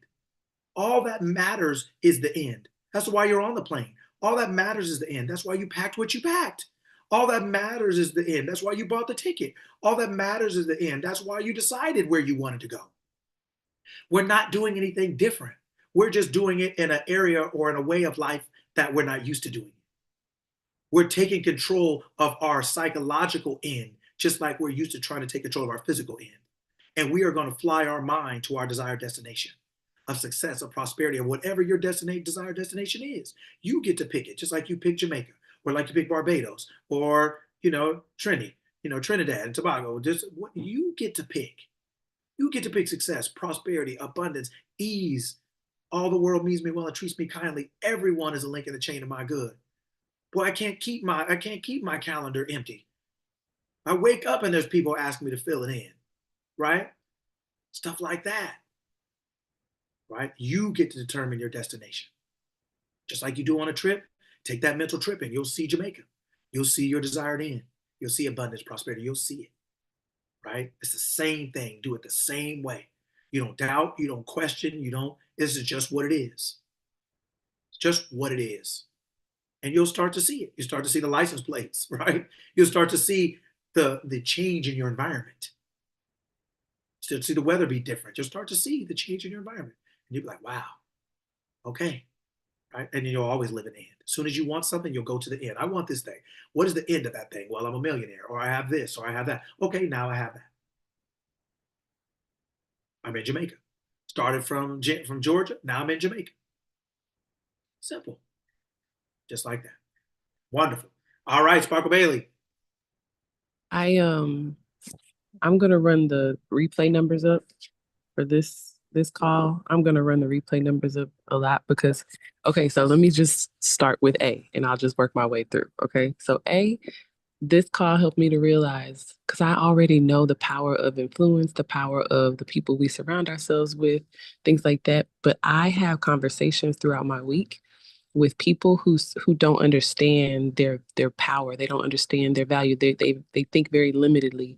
And I'm counting up how many conversations a week I can typically have with people who think like that.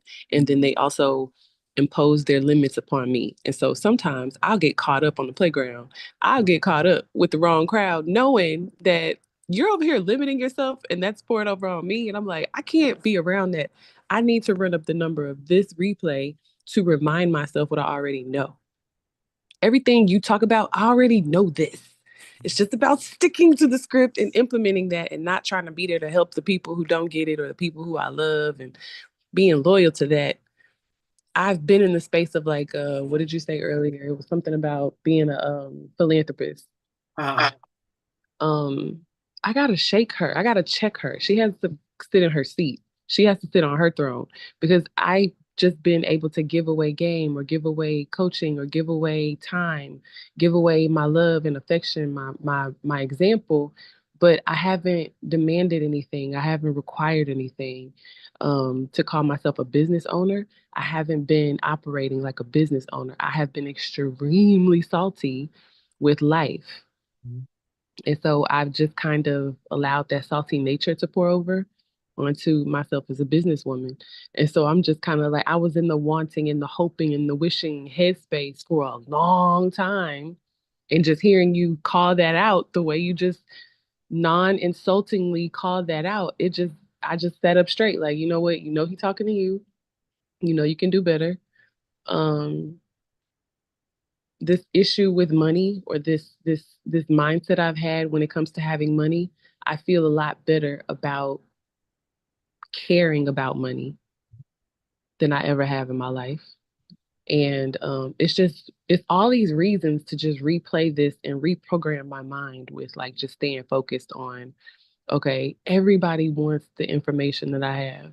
Everybody wants to operate. All these women around me want to operate in their soft space. None of these women want to hustle and grind. All these women want to attract wealth rather than grind and hustle and kill themselves for wealth. These women want to live healthy, whole lives. They don't want to live, lives with sicknesses and things like that. You have the sauce. You've been had the sauce. Like, act like it. Everything you said, I was just like, it was just like you had this pistol and you was just like, I'm running and you steady catching me with these bullets. I'm like, dang, like, He's still talking to you, sis. Like, he's still talking to you 2 hours later. Like, yo, so Coach, thank you, man. Like, I'm gonna run the numbers up on this. Is the one I'm gonna run the numbers up on. Thank you so much. My pleasure. So I'll ask you a question, but I want this is for everybody. But I'm talking to you, but it's for everybody. So right now on your picture thing on the screen, you have a nice outfit on. So that hat that you're wearing, right, or that jacket looking, thing, sweater, because I can't see all the thing, but that you're wearing, it's very nice. Did you care about that? Yes. So, but that's a material thing. So why should you care about I was taking some photos. Mhm. I wanted to look a certain way in my photos. it? That's wonderful. So if you can care about a hat and you can care about that, and rightfully so, then why can't you care about money? Why shouldn't money be important? That hat was important. That jacket you were important. And would you say I wore that because I wanted to look nice in my photos? You may want money because you want to look nice, or you want to live a different life, or you want to move, or you want to buy something for your children, put them through college. What are you going to do? How are you going to, let's just say it this way, how are you going to look nice the way you want to look if you don't have that hat to put on? If you don't have that jacket to put on? How are you going to put your kids through college and you don't have any money? How are you going to make sure your kids can go to the doctor and you don't have any resources? So why is it wrong to care about money but you can care about a hat and a jacket? Mm. I mean, why? Like, that doesn't make any sense. Why would you create something that you don't care about? Who created money? It's just an idea. All ideas come from one place, the creator. I am. So why would I create something I don't care anything about, or shouldn't care any about? Then why create it in the first place? Why would you want to look nice and then wear that outfit and that hat and then say, well, it doesn't matter? No, it all matters. Now, you're not wearing that hat and that outfit, that hat and that jacket in the shower. So you're not trying to apply something that matters in the wrong context or at the wrong time. You're not trying to replace money for love, but money can't replace love, and love can't replace money. Everything is the most important thing in its own lane. Everything is the most important thing in its own lane. Period. There's things that you cannot do without money. You just can't. And nobody care about your love and I am and Jesus and all the other stuff if you don't got no money for the plane ticket. Or if you don't have your ticket, try to board. Like, there ain't no air heaven. They ain't letting you on there for free. Right? So there's certain things that are not replaceable. You wore that outfit because that was a physical reflection of how you wanted to feel and how you wanted to present yourself. Money is no different than that hat or that outfit. It is something that you want a certain amount of, or a certain way, because it's a reflection of how you want to be able to feel in life, what it allows you to do. In this case, the hat and the jacket, how it allows you to look, how it allows you to feel, how you feel when you're wearing that. When you want money, how do you want to feel? And that's the amount of money that you are bringing into your world by what you're telling yourself. And if how you want to feel does not reflect how much money you have, then increase it. So that it's a physical reflection of how you want to feel, not in hope or wishing or wanting, but in you know what? For me to live the life I want to live, I need about $1 million a year. Cool. Okay, I'm now a millionaire. I make $1 million a year. I bring in $1 million. Whatever. I bring in $1 million is no different than saying I want to look like this, and you pick that hat and that jacket as a physical reflection. It's no different. It's literally no different. Money is no different than that hat or that jacket.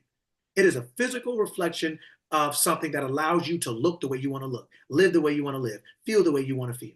And if nobody will call that hat stupid or that jacket dumb or don't prioritize that or think about God and heaven, it's like, well, what's that got to do with this picture?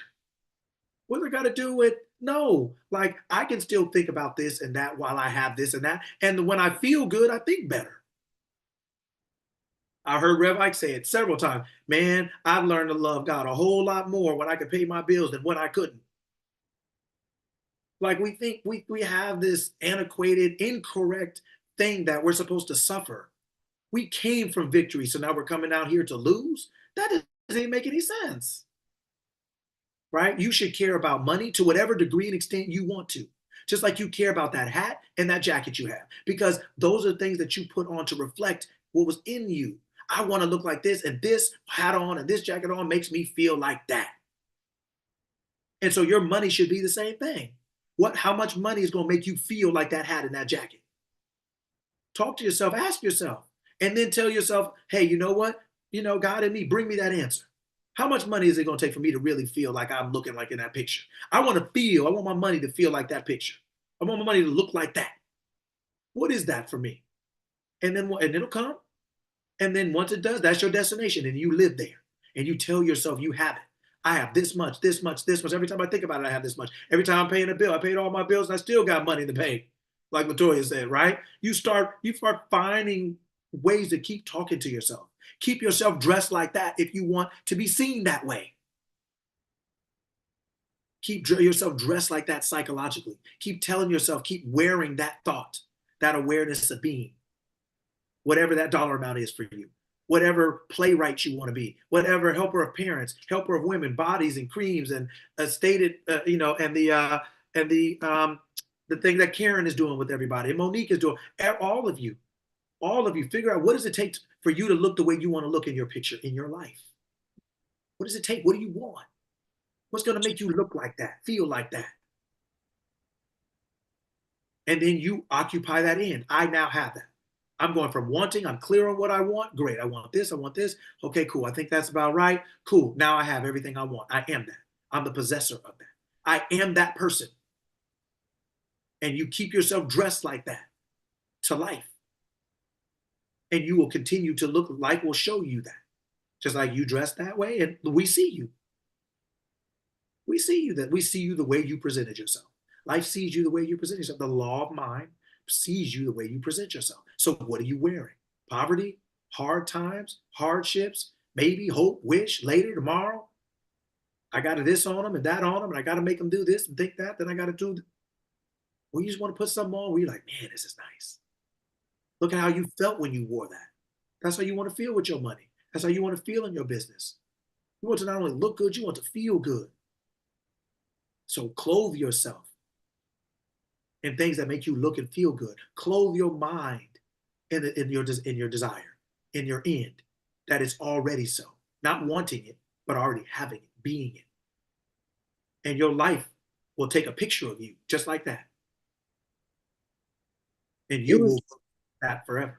It was I appreciate this. Like, this replay is like gonna be so fire, Coach. Thank you. It was the homework that you gave out last week about creating your own state. Yes.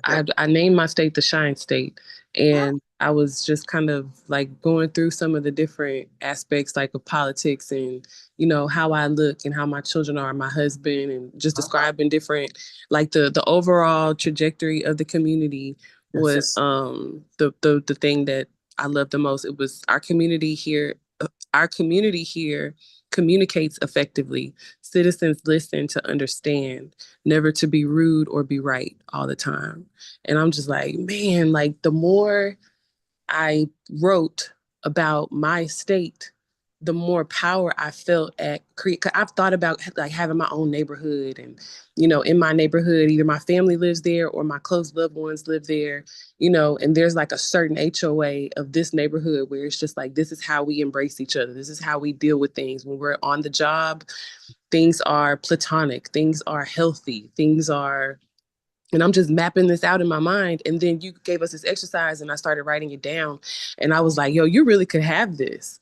Like, you could have this if you want it. You can have this. And it's always like the most beautiful, weird feeling to see like how you really are the orchestrator of your life. So I have to be aware during my week to focus more on this, because anytime I eat raw, anytime I focus on these mental roller coasters, like these are like, we travel out of space on these calls. I don't know about y'all, but for me, I travel out of space on these calls. My brain is going to other levels that don't get as entertained as much as they need to. They don't get as watered as much as they need to. And so I need to focus more on this type of thinking during my week more than I do, and put people in their place. Like, people who think with more limits, I can love you, but I don't have to give you as much attention. Or maybe you're a client. Maybe you're not like, a loved one. Maybe you're a client because you can't bring that energy to me. You have to come to me for the shine energy that the state, embodies or whatever. You're coming for that. I'm not coming to receive darkness or limits and things like that, because I know I don't operate with darkness and limits. You know what I mean? Like, there's this unlimited way of thinking that I have. And so the people who I talk to the most, I'm like, yo, like, lately I just been like, yo, I gotta check this. Like, I hear you, I love you, but at the same time, like, nah, like, this is an unstoppable train. Like, this train has no mechanical issues at all. Like, we just go. So either that works for you or that does not work for you. I still love you. But you can also pay this fee to come, like, that's kind of like where my head has been. Like, you could just pay this fee, and people who pay, they don't really complain because they paid, right? They don't really complain because they chose to be there. I have to have clients who choose to be my client. It is never my job. My first client, I did not get her from overly explaining myself. She saw value and she decided, I need to work with you. And that's kind of how things have flowed for me. People see value and they want to get more information. I've never had to convince anyone to say, hey, you need this. This is why. That doesn't feel organic. That feels very forced. So I just need to be a part of this type of conversation, this mindset with myself throughout the week a whole lot more often, for sure. Absolutely. And that's what I'm telling all of you, right? Is that you're operating off your beliefs. You're operating off of them. You're operating whether you think you have to gas somebody up, gaslight somebody up, whether you have to convince them, whether you have to chase them, or whether they can chase you, whether you have to find them, or whether they're looking for you. Whichever situation is happening in your life, your belief has to make it so. So you are believing anyway. You're not, so if it requires your belief, you might as well believe for something you want, because what you don't want still requires your belief. You're just not getting anything back from what you're putting in. So everything could be the way you want it to be, because everything requires your belief. Everything is made whole and made alive and kept alive by our beliefs. So whatever we're telling ourselves and assuming ourselves to be true about ourselves or for ourselves or our business or our relationships or any area of life requires our belief. So if it requires our participation, we might as well get what we want out of it. Right? That's for all of us. So all of this could be easy. All of this could be the way you want it to be. Things don't have to be the way they are for everyone else. Otherwise, it's not according to your faith be it unto you. Otherwise, it's not. If it has to be about someone else or what they said or what they think, then it's not that way. And if it isn't, then it isn't. But if it is, it is. It can't be both. So when we all understand that any and all areas of our life require our belief, our consciousness, our awareness of being, believing itself to be something, then the only choice we have is what we're telling, what we're doing. Excuse me. Consciousness is the only thing that's happening is because of what we're telling ourselves. So we can tell ourselves anything. That means we can change anything, we model anything, revise anything, just like Leslie said earlier. Hey, the lady was not that nice when she was getting something or something, and her daughter said one thing, and Leslie said no. She said she liked it. She loved it. She just doesn't even know how much she loved it yet. By her staying in the end is what she got the result of, not the middle. None of us go to the movie and want to see a good movie and walk out in the middle. Why would we do that? What's the point of seeing the movie in the first place? No, you're not going to get any satisfaction from walking out in the middle of the movie. Well, it's the same thing. The process and all the other things that people are glorifying are still the middle. They're not guaranteed to work because there's a whole lot of other things that could mess it up. What's guaranteed to work? If you're already in Jamaica, you're in Jamaica. There's nothing that can mess it up. You're there. And if you're already in your desired end, then there's nothing that can mess it up. But you can get messed up along the way. If flight can be delayed, if flight cannot take off, if flight can land somewhere else, the process can mess you up, and everybody spends all their time on the process. And very few people live in the end. So you can do the process and still not get what you want. Most people aren't quitters, they quit because they've spent all their time, effort, and energy on the process and are exhausted and they still didn't reach the destination. You can get on a plane, don't mean you're gonna leave. You can get on a plane, don't mean you're gonna land where you started off trying to land. You can get on a plane and be 3 hours late. There is no guarantee in the process. The only guarantee is the end. Where did you end up? So if you get to choose where you end up in your mind psychologically, then you have to end up there. And you don't care about the process. The process will govern itself. The end will govern the process. Right? So that's wonderful. Absolutely. All right. 14 after. Anything else before I let you all go?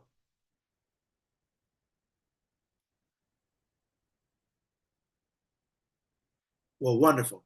Well, another wonderful day. Make sure you're charting your course. Make sure you're packing your bags. Go to your desired state and start living there. Start living in the end. Talk to yourself constantly, ruthlessly, relentlessly, passionately about what's already so. That's already done. You're already there. It's already sold. I already am that. I already have everything I want. Everything's already the way I want it. I already have that relationship. I have that car. I have that house. I have that business. I have that money. I make that much money. And you stay there, kind of like Sparkle Bailey was saying, stay there more. Keep going back to it. Keep going, keep coming back and keep coming back. That is how you establish yourself in the state. It's not where you live all the time, as far as like you're not in your house all day. You're not in this state of where you are forever, but it's the place you return to the most. That's what makes it your house. That's what makes it your state that you live in, the place you return to the most often. So wonderful. Well, happy Saturday, everyone. Have a great day, a great week, and we will catch up next Saturday. All right. Have a good one, everybody. Thank you. Thank you. Thank you. Thank you. Thanks, Bye. Coach.